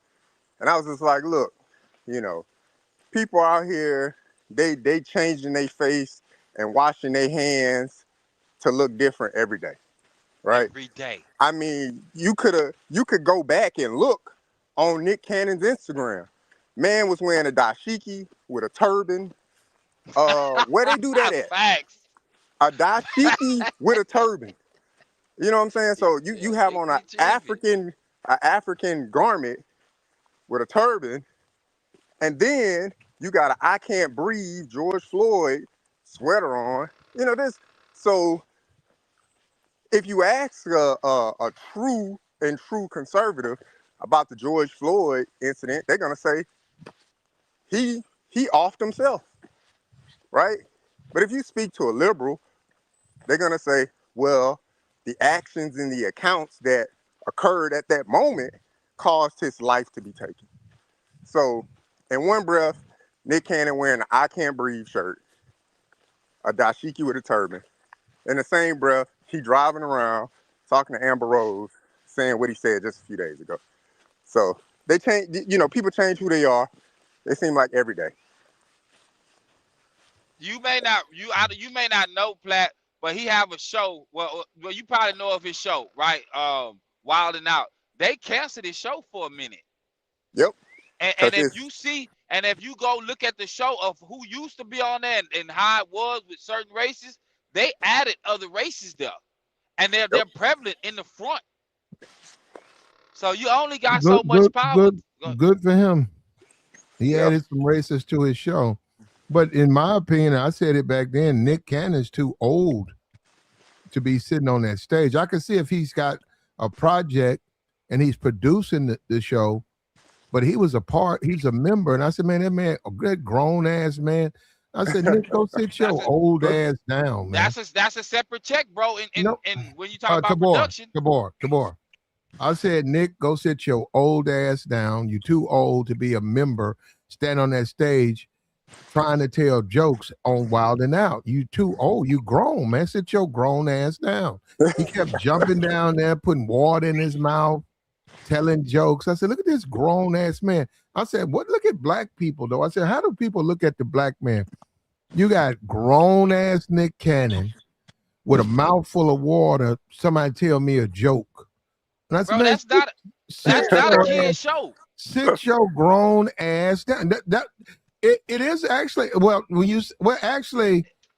the MTV. Not, it's the MTV show. But it ain't a kid show. Yeah, it's an adult show. Define kid. It's an adult show. It's an adult show. No, it's not. It wasn't pitched. No, it wasn't. It wasn't. It always have been. No, it was not pitched at an adult crowd. Mostly adult crowd. No, they didn't. Kids enjoy. Cat Williams was on the first episodes. Cat Williams old. Meaning what? It's an old person show. No, millennial, bro. No, it was for, I'd say, this streamer universe, all of that streamer stuff is the same crowd. They don't have an adult crowd. Nah, that's different. What's the difference? Them the people who like Wildin' Out. Streaming. I mean, they like it because it's funny. Carlos Miller is not a kid. Carlos Miller like 40-something years old. But he was on the show. I know, and he around the age as Nick. But they were on that show talking to 13, 14, 15-year-old kids. Who you think watch Wild 'N Out? You think grown-ass people watch Wild 'N Out? Absolutely. No, they don't. Absolutely. And they didn't. No, they don't. And they didn't. Platt. Those are grown people in that audience, Platt. Those are not kids. 35-year-old ain't no 35-year-old person looking at no MTV, and they certainly ain't looking at no Wild 'N Out. That's our era, Platt. That's my era. That's we still enjoy BET and MTV despite the goofiness and VH1. Why you think the ladies on what you call that on the Real Housewives, they in their 40s and 50s? Yeah, I look, Platt, I'm not gonna say Wild 'N Out made for. It was made for kids. It wasn't made for adults. No, it was made for adults, man. How's it made for adults? It was made for adult content.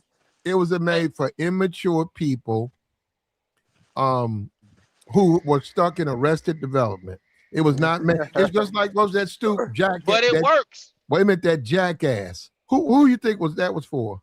Adults. Young adults, Platt. No, it was. Yeah. Those were adults doing that show, Platt.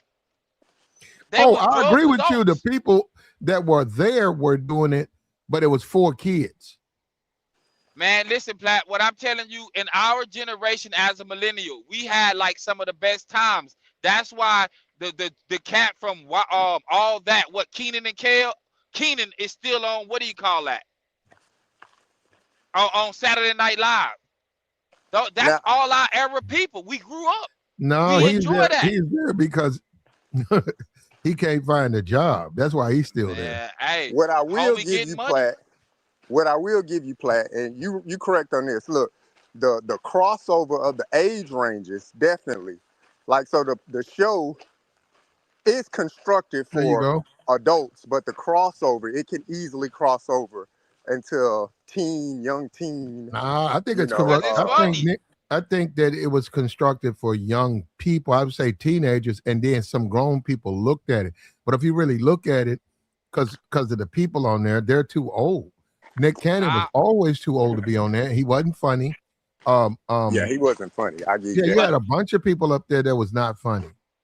You know what? So you know what? Let me give you the flip side of that. Ridiculousness. The Rob dude. Rob Yeah, is almost 50 Rob years did that. old, bro. Well, Yeah, they finally got rid of that. No, I know what you're saying. yeah, They they had a got rid good of what? crossover. Ridiculousness? Yeah, he milked that. He milked that. Man, it's in syndication, and they get paid Yeah, way it's in more in syndication syndication, and for it's sure. heavy, bro. The dude company worth like $500 million because of Well, white ridiculousness. folks like his stuff, man. I mean, That's what I'm saying. hold up? Did you watch that? Watch what? Ridiculousness. Nah, Absolutely.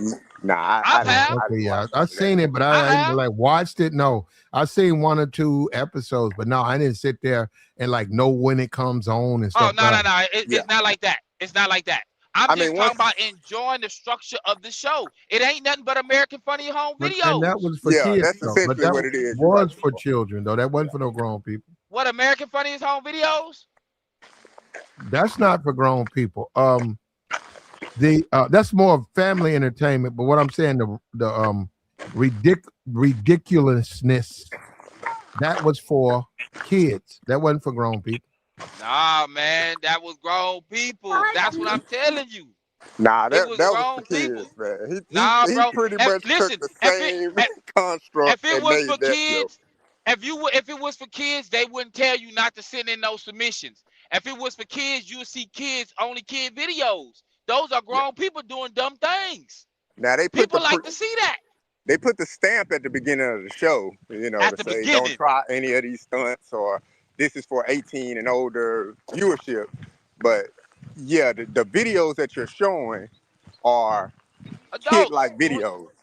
that come out. I mean, Yeah. and you say kid like, but everybody trying to do something online for some likes.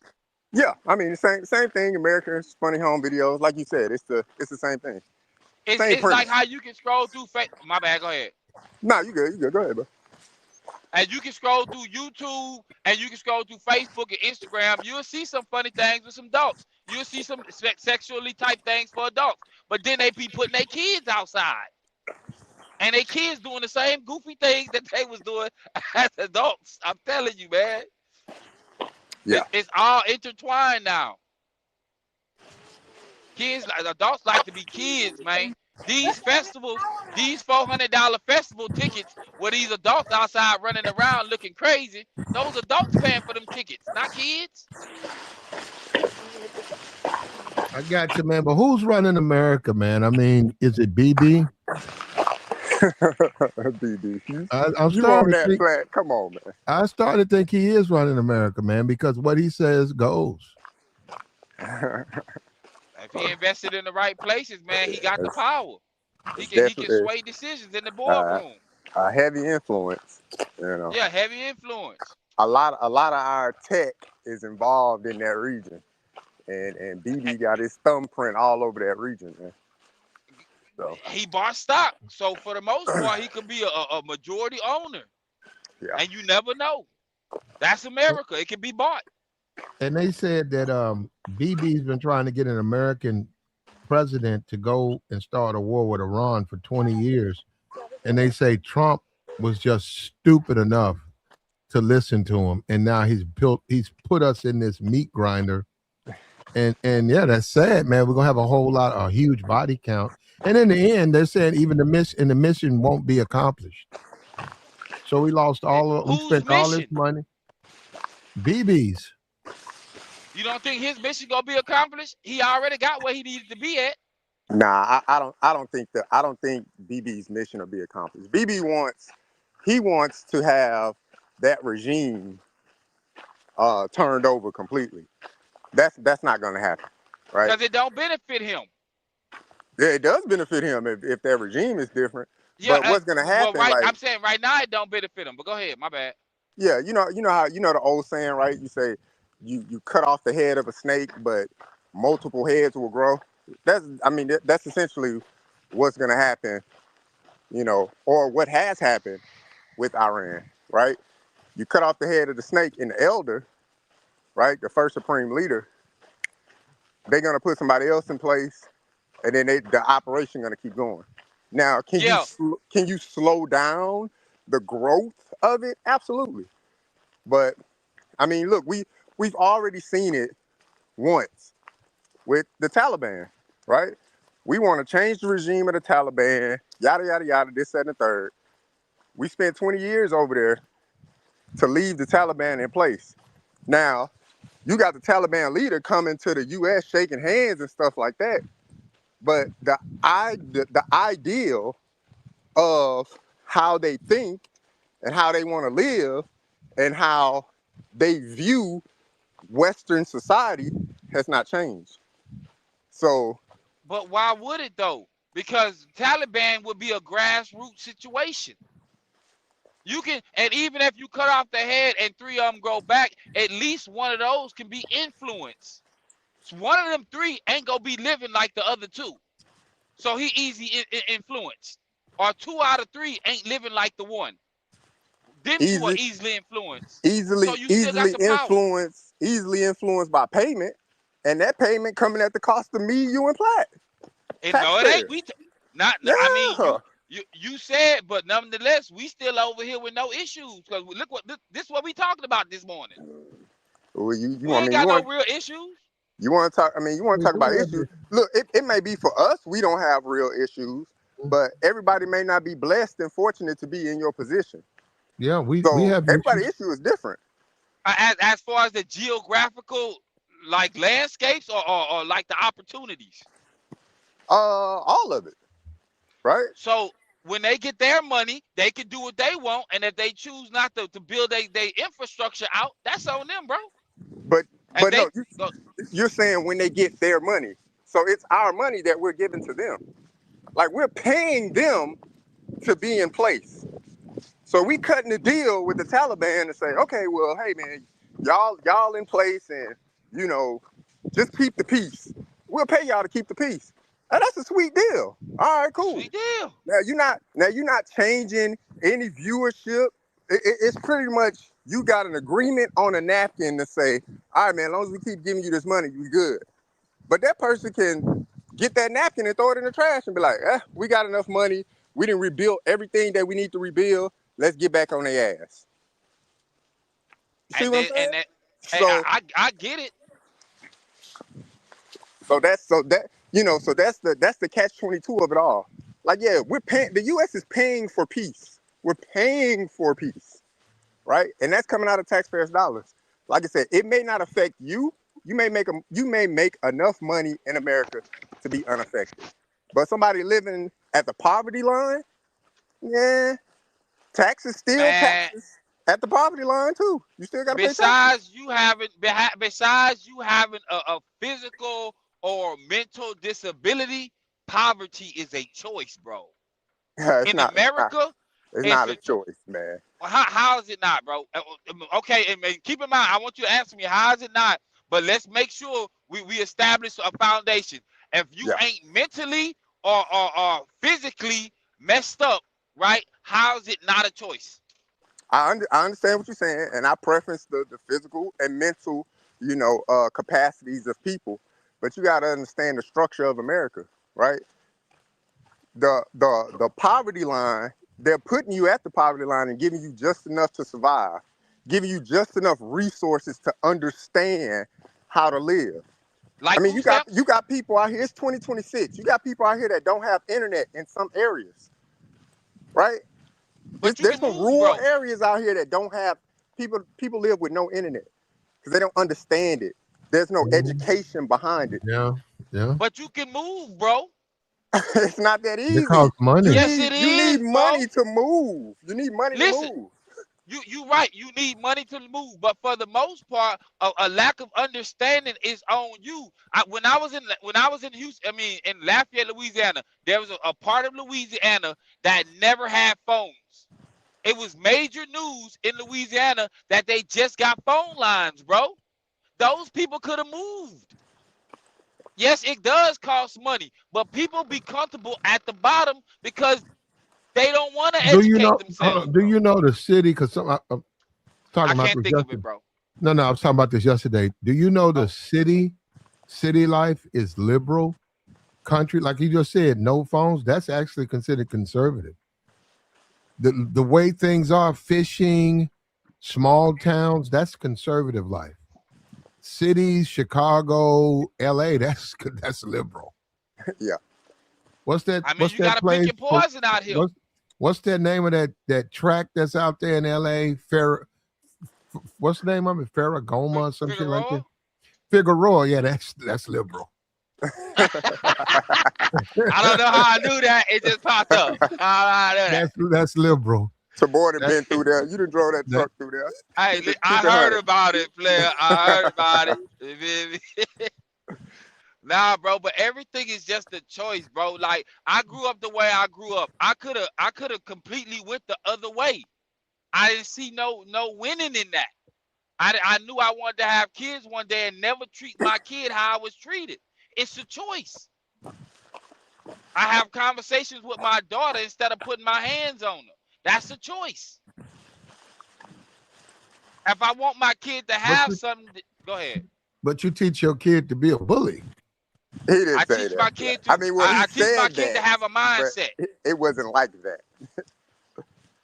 It's just a mindset, fam. Everybody is dangerous when they gotta be dangerous for the most part. But everybody just ain't dangerous every single day. You ain't waking up looking for problems. You waking up just to take care of what you gotta take care of. And if somebody brings something to your doorstep, then you gotta handle your business. You know that as a person that lives in your dwelling. If somebody comes to it, you don't want no problems until there's a problem. And you go take care of Platt first. Everybody else who's in the household, they go win solely off of Platt. Go take care of Platt first. Platt planning on surviving, so we go survive. What? If somebody come into your house and threaten anything you got going you on, said black. No, I said you threw me out with the black. Platt. I You said said Platt. Platt. Okay, I thought you said black. No. I said Platt. Yeah, you got to survive, man. Yeah, that's what I'm saying. You gotta survive. So any of them people, let me tell you, man, we all know it. The food stamps, right? The housing, the WIC, the free public service, those people complain the most. Instead of getting the food stamps, getting the Section 8. No, you know what? I think it's different. I don't think those people complain the most. I think it's people that's not on it that complain the most about And the utilization of food stamps and WIC and or then there's whatever it's them. called. But based on America, they both got the right to complain. Because here I am waking up every day and I'm barely surviving because of my skill set. But you can up your skill set. Bro, most chicks probably don't know. If you have a child, a baby on child support, a father on child support, they offer services for schooling, bro. That don't mean them chicks gonna sign up for them services. Well, but so there's a caveat to that, right? So you're correct in services are offered, but what if you're in an area where the services are not offered, Then you right? gotta move, G. And moving costs what? It takes It's not. resources to move. So there's ways to go about doing things. You can get on the list for Yeah, Section you can 8. get on the That's list. America. Look, what I would tell people is definitely have a plan. I agree Have a with you. plan. I agree with you. Look, you can change your life, but most people want instant life change, right? They want instantaneous because that's how America has become. You can get anything at the tip of your finger, right? You got a phone, the internet. Mm-hmm. You can get anything that you can pretty much afford at the tip of your finger. So it's created a mindset of, oh, I need to be successful now. Like the When you hear microwave. people talk, they talk about their failures more than they talk about success, right? So I would just tell somebody, look, have a plan, right? You're gonna move, you need to have a plan. You need to devise a plan before you even move, because if your circumstances are, less than desirable, you need to have a plan to move. Because if you're just like, you know what, my circumstances are less than desirable, I'm moving today. And I'm going to move to a bigger city that has more resources to take care of my family. But now you don't have the resources to put down payment on an apartment. You don't have the credit score to possibly get a loan from the bank to get you a house. So now you're back to square one. Now And you've that's that moved with independent no plan. mindset, though. Because So let's say have a that plan. is possible, and you want to move. Call somebody you know. You probably got a friend. Go stay at somebody's house and sleep on the couch so you can get right and respect their rules You talking about young? until you get your Hold own. on, you talking about young people, right? Man, I'm talking about a grown man. Nah, you're gonna have a problem with I'm that. talking about, and you Yeah. right, you could. And that's the point Hard, right there. when you Go start ahead. talking about, say, right out of college, or you're 24, 25, and you say you need, your friend, he went to California, you trying to get on. You say, man, let me come out there. I'm gonna hang out with you. And he's like, okay, I'm married, but yeah, I can find a space for you. And he's young and you young. I'm talking about under 30. You might be able to Okay. pull that off. But if he 40, got kids and a wife, Yeah, and that ain't you, popping. 35, Yeah. he ain't gonna want. No, he just ain't gonna work, man. It's like, what am I gonna do with you? You 35 years old. I'm married with kids. Where you And gonna you right. fit? Where you gonna fit in my life? That's what I'm Yeah. saying. And then hold up, you become a problem because he's like, you stand with him, but you still 35 years old. It's like, okay, what you gonna do, man? You gonna figure it out? I'm trying to find a job. I put out applications. I'm waiting. Yeah, he's probably not gonna that ain't gonna happen. Yeah. That's not even an option for grown people. That's not an option. It's not an option because of ego. Well, that's that hashtag van life. That's when you. Oh That's man, where you Not the wind up, bro. hashtag living first. out the trunk of the car, huh? But That's where you wind up. and see, all I'm saying, you right. It could be a problem. You got dudes be looking at their wives and eating the wives' food, but that don't mean you don't have the opportunity. Now, if you let your ego and pride get in the way of your future, that's your fault. That is your fault 100% because you can't put the BS in your head aside for a better life for yourself and not respect people and what they got going on. But the opportunity's there. You just don't want to look weak. I had Yeah. before I was messed up in the game, I had no problem with calling certain people, right, for like a job until I got it on my own. Right now, I have no problem with telling somebody what to do. I would tell somebody to go, listen, bro, you can go down to the workforce in Houston, Texas. They'll help you get a CDL, bro. Just do what they telling you to do. It ain't hard. You want to change your life? Put in the next 6 months' work, at least. Thug it out. You've been grinding out the homelessness and the poor and the poverty.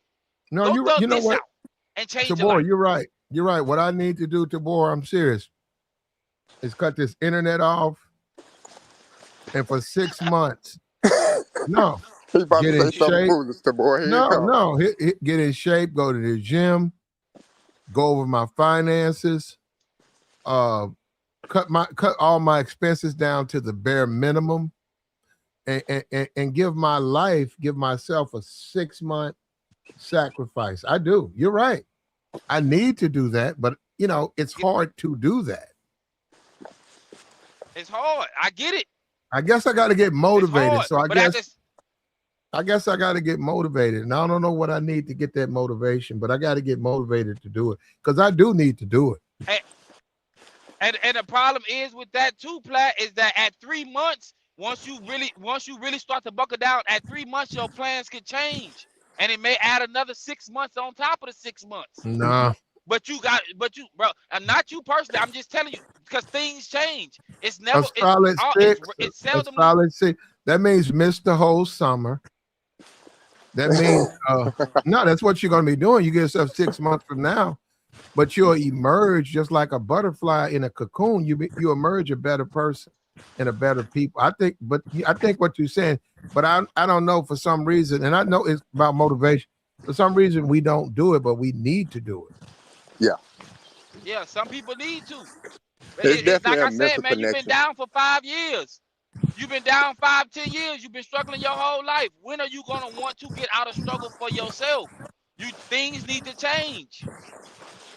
You don't have to do it. You just don't have to do it. But if you don't, you know the future look dim. Yeah, all right, That goes for JR? anybody, man. Anybody can change. Yeah, I'm all right, man. I'm out here. You fighting the What elements, you doing, brother. man? Because it sounds like you got the house by yourself or something. No, I'm walking, man. Oh, that's I'm what's on okay. I'm on the trail walking, man. But once I go back That's home, yeah, by itself. I The got the way house you to was sound, myself. the way you was sound is how you was in the sheets or something. You was Nah, doing something. you hear the sand and the gravel beneath my feet. I'm walking uphill now, so I'm like, oh, you might hear me be out of You breath in a good, man. second. It's But a we steep prefer you incline. mute up. We prefer people mute up if they doing that because we, Got you.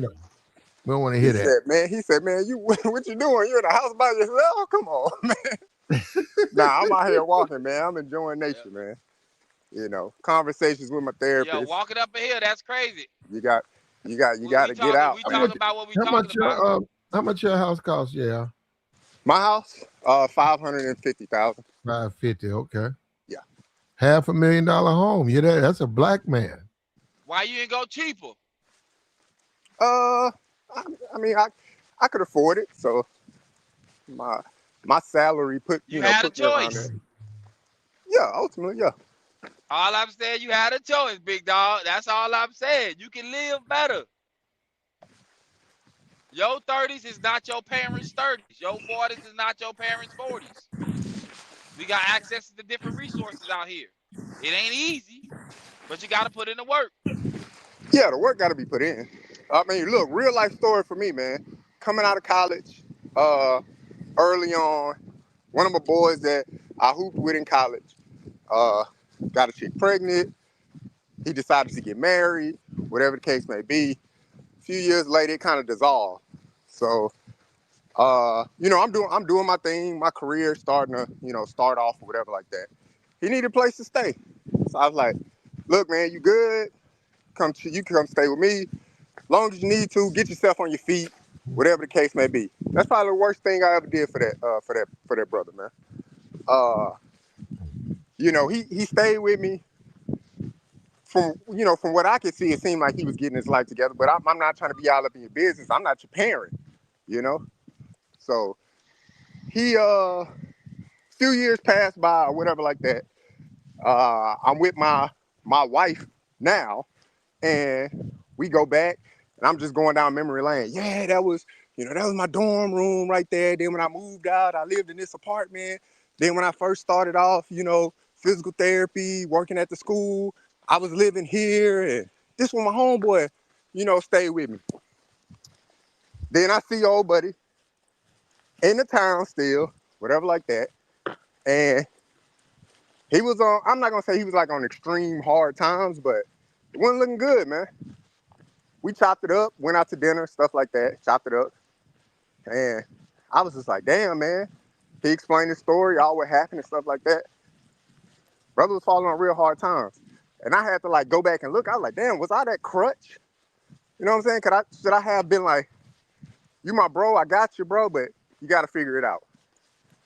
Because I just kind of stood idly by and like, yeah, man, get chill, crash here, do whatever you need to do. But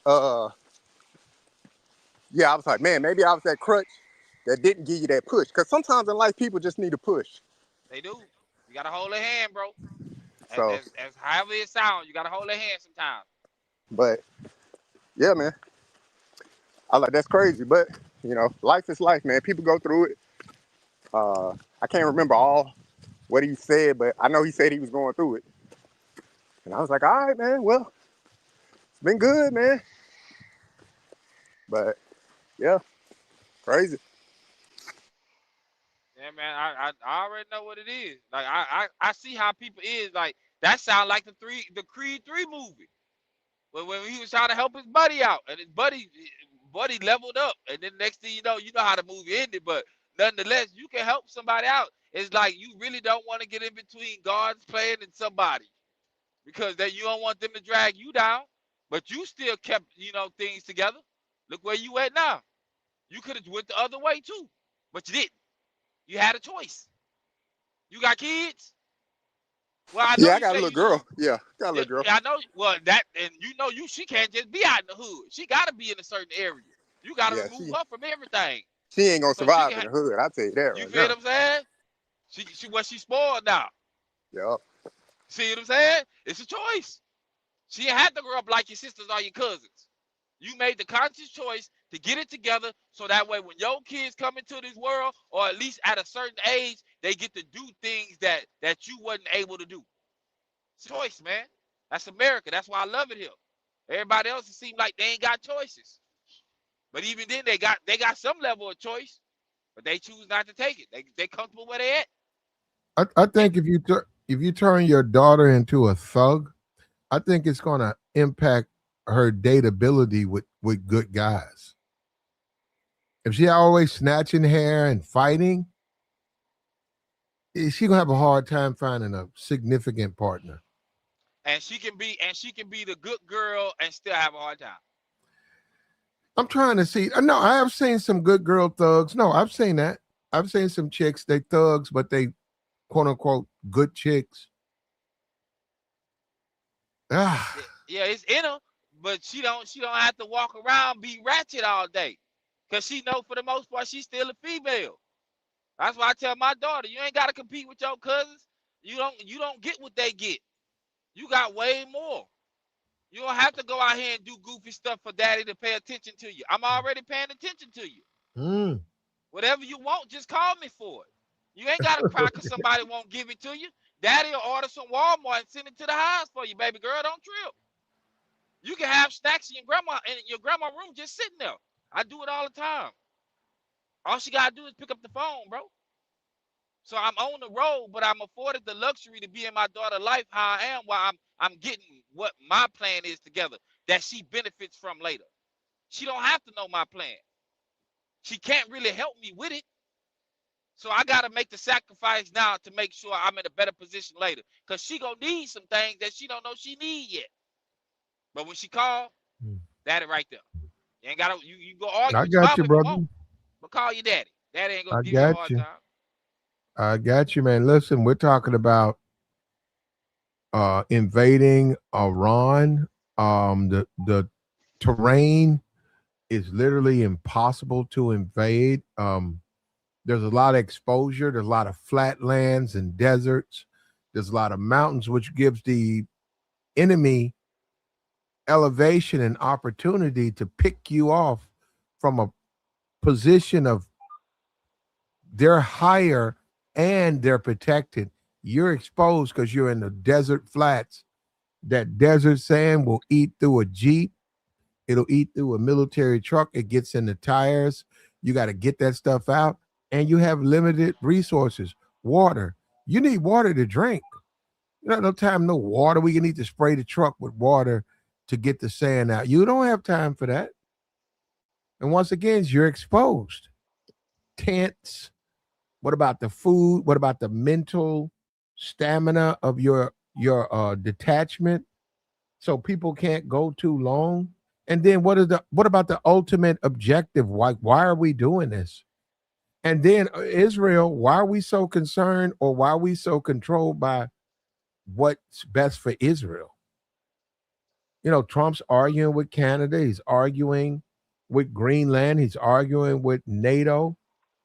Wouldn't they have a higher president? What was this? We're going to do whatever Israel tells us to do, including putting boots on the ground.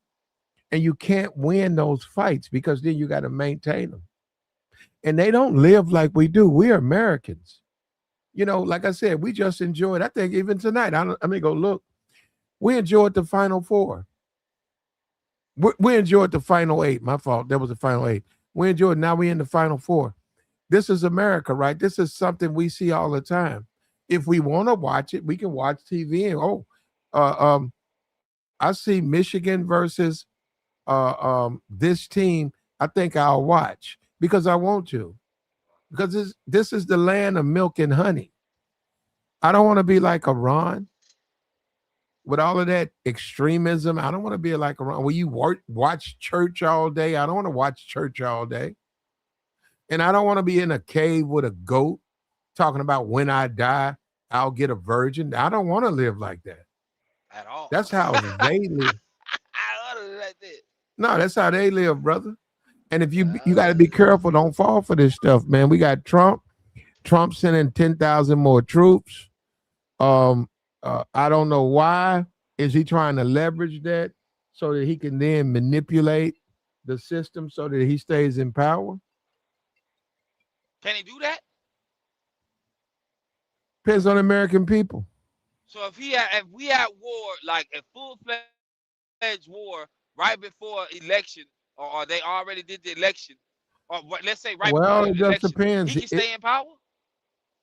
It depends. He's have anything he does, it has to be approved by Congress. We have to wait and see.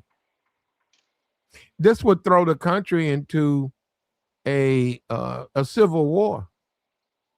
That's basically what he's advocating for. So if we're around midterms and he declared martial law, the country's going to go into a war. So, and that's not good. But if he don't care, then And that'll be a choice, right? Because why would you go fight your neighbors that you may need or been knowing for 10, 15 years? That's crazy. That's crazy. But there's money to be made somewhere in that. like the stream, man. Support the platform, man. Hit the super chat, hit the cash app, subscribe to the channel. We trying to tell you the truth, man. Who's running America? I think Bibi Netanyahu is running America, and I didn't vote for him. And that's the problem. I didn't vote for him. Trump said no wars. Bibi said let's go to war. Bibi's got problems in his own country. I don't know what's going on, man. And I'm pretty sure he extracted every dollar he could extract out of it. Now he need new money. I don't know how we win the way we're headed. Yeah, that's a matter of what do you call a win? What is a win supposed to look like? I guess from your eyes of where you at, but then at the top also. What's a win?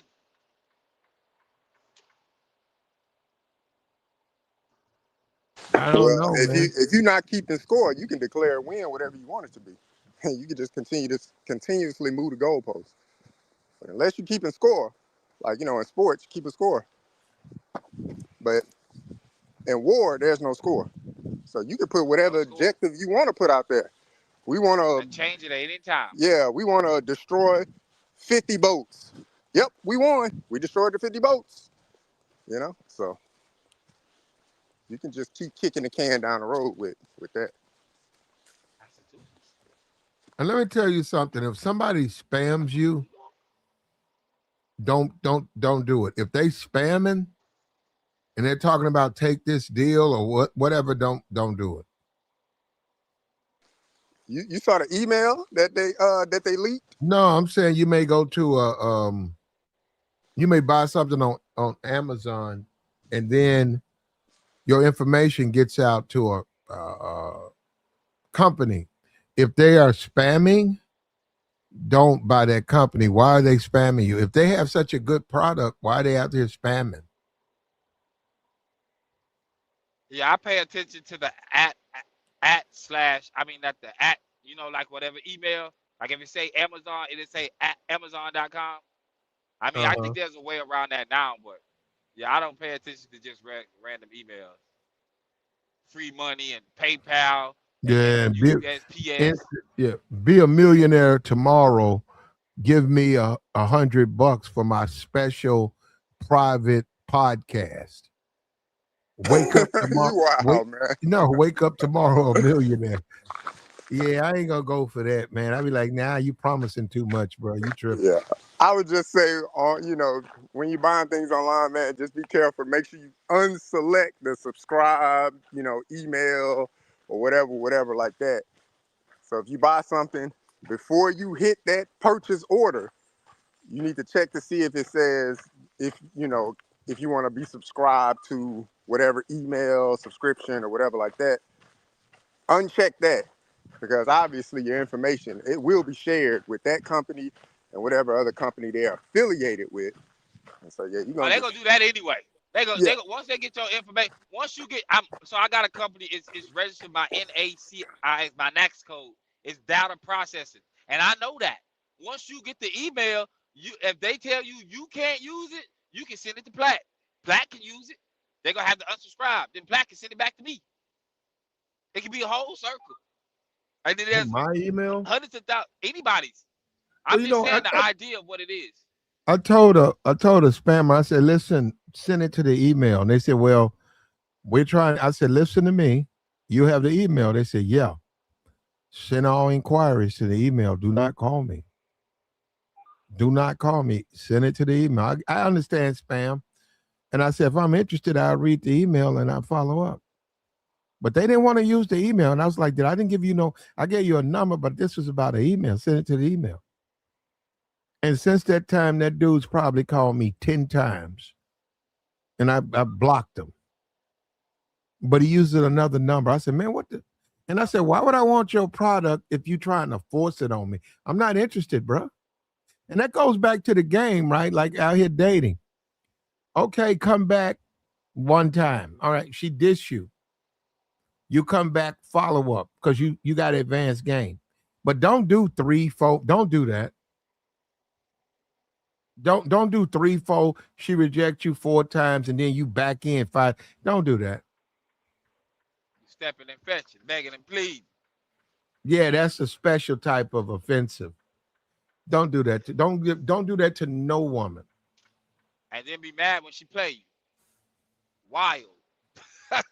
Wild, man. Yeah, that's begging. And I look at that same thing with sales tactics. If you got to change your number and call me 5 times, and I've already told you hit the email up and you don't do it, yeah, you desperate and your service must be trash, because why are you desperate trying to get me to get it?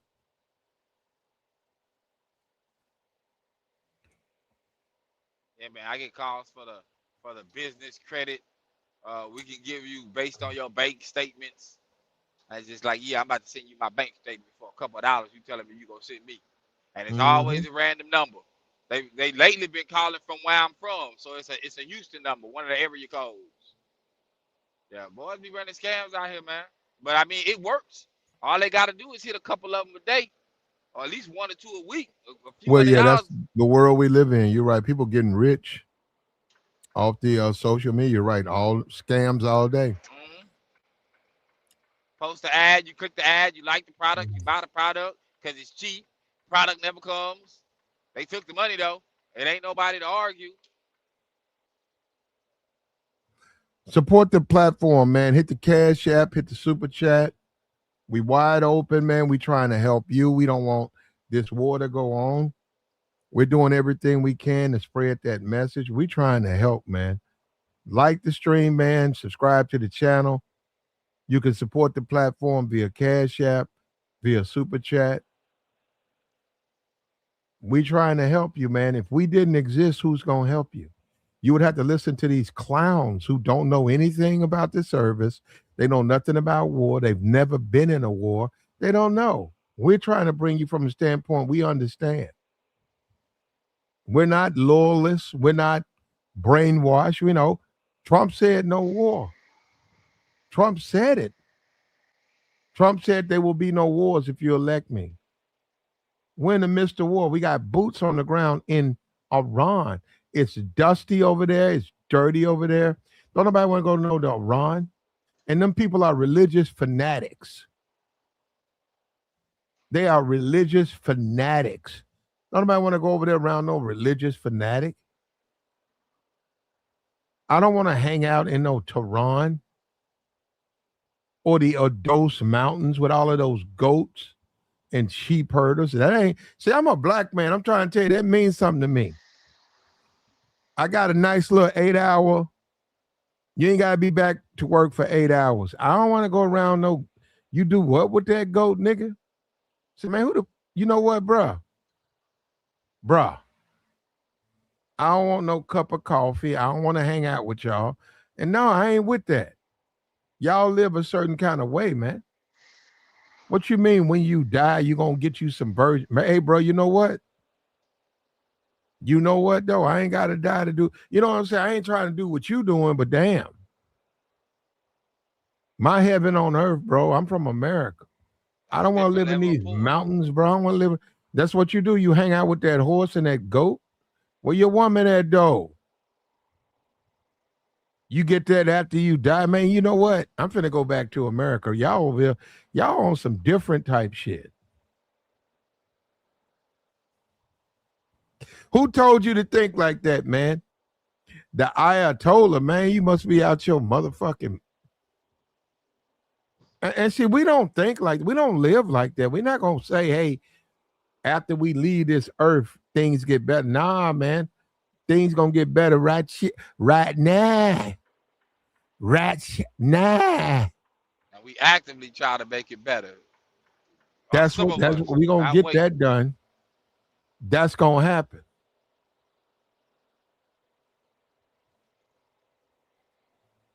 Like the stream, man. Support the platform. Hit the Cash App, man. Hit the super chat. What we trying to get into over here, man? He said, this is hell on earth. You ain't getting better. Wow. I heard that. I mean, that depends, because they got some people that's waking up with some nice views this morning. And didn't have to go to punch a clock. Agus. That dude named Agus. That dude named Agus. Agus. My fault. Agus. Agus OPN Prism. It can be heaven on earth if you put That's it a white dude right there. Agus. That's white boy. That man said, hell on earth, bro. I'm sorry to hear that's how you living. And I hope things get better. But nah, man, heaven is on earth. But I feel you though, brother. Don't think I'm compassionate. I hate that you living like that, but bro, come on. That man said, hell is on earth, bro. I never understood that. Hold on. His name is Agus Odin Prime. I don't know what prism. That man's Odin. What, you Thor? You supposed to be Thor or something? Odin. Come on, so man. He must be on the other side. He must be over there. Yeah, he hitting that pipe. He tugging on that pipe, man. He putting that putting that white smoke in his lungs, bro. That man talking crazy up here. Odin, Agus Odin Prime, Prism, Omega. And he work at the post office. The U.S. Post Office? Yeah, he calling himself Prime and Omega, man. Come on. At least he got benefits. He said Argus. He got the choice to change his job. You put Agus on the thing, Argus.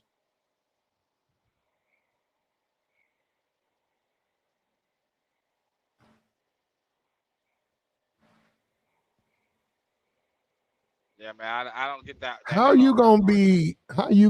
Look, this dude called himself Argus Odin Prime Prism Omega. How you Omega Prism Odin Argus and you on food stamps?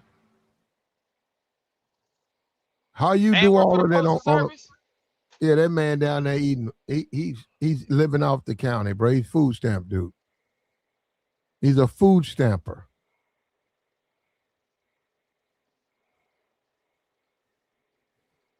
He's a food stamper. You know, it just kills me how these guys are just caught up and bought by the system, but they got all of this knowledge that they learned on X. They went to somebody's channel on X, and now they're against all this stuff. I don't want to compete, because most dudes, when you start talking about dealing with the real world, you're going to have to compete. And then as you level up, there going to be some people that's just better than you. They got better plays. They got more money. They got better connections, resources. They can really make a move at the drop of a dime if the opportunity permits itself. And people don't want to compete with that. That man say his name is Argus Odin Prime Prism. My fault. Argus Odin Prism Omega. And he down there with a book of food stamps in his back pocket. And that's what's wrong with the people now. Negroes with a food stamp book, a book of stamps are talking about world affairs like they have some influence or something. Man, shut up, man. Go buy you a job, Pentagon, some bread, and get your whole month planned out, man. Just make you some peanut butter jelly sandwiches if you got some jelly money, and you'll just suck on a peanut butter sandwich, man, until you can make it to your next check. But these guys out here trying to save the world, Argus Odin Prism Omega with a food stamp book in his back pocket. Stamps.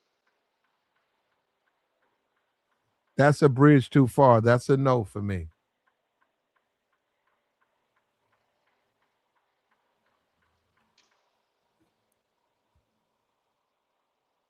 He say he eating bacon, eggs, and steak for breakfast. Your cholesterol pretty high, bro.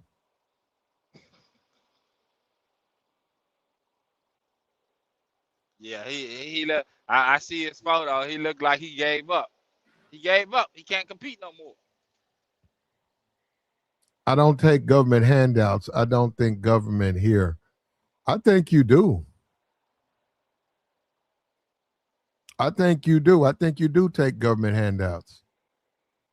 Yeah, you ain't had a fruit. When the last time you had an apple, Argus? Argus. When the last time you had a whole apple? Since you was a boy? Yeah, you're part of the problem, bro. You don't understand what we going through.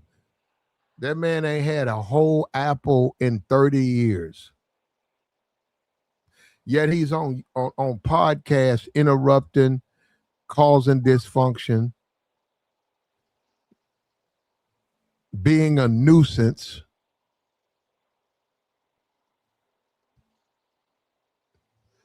He says 6'4". How much you weigh, Argus?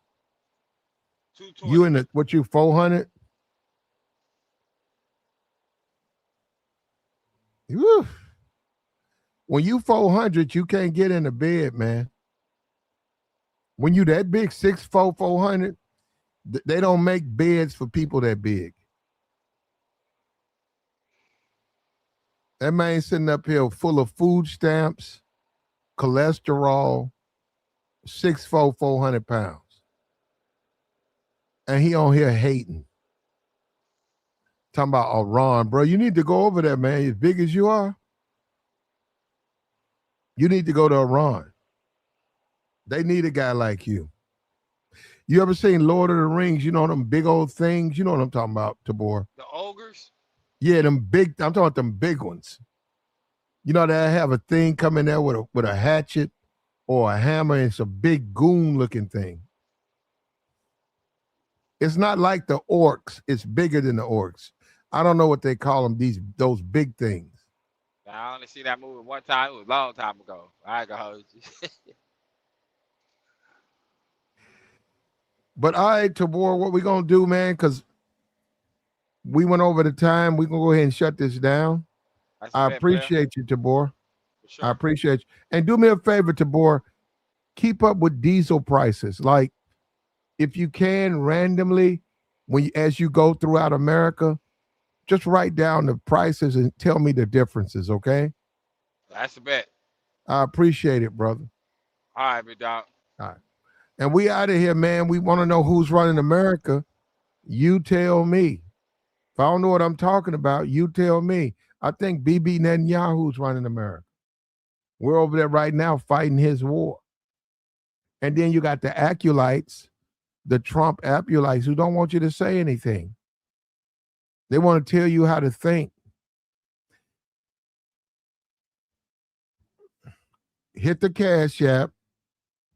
Hit the Super Chat. Yeah, probably, Miss Lacey. Hit the Cash App, hit the Super Chat. Support the platform. We could talk. Well, we'll probably be back with another military stream, but we're going to go.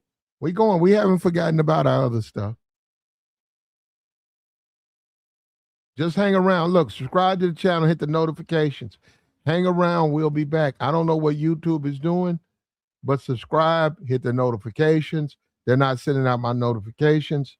Subscribe, hit the notifications. I'll be back probably later on.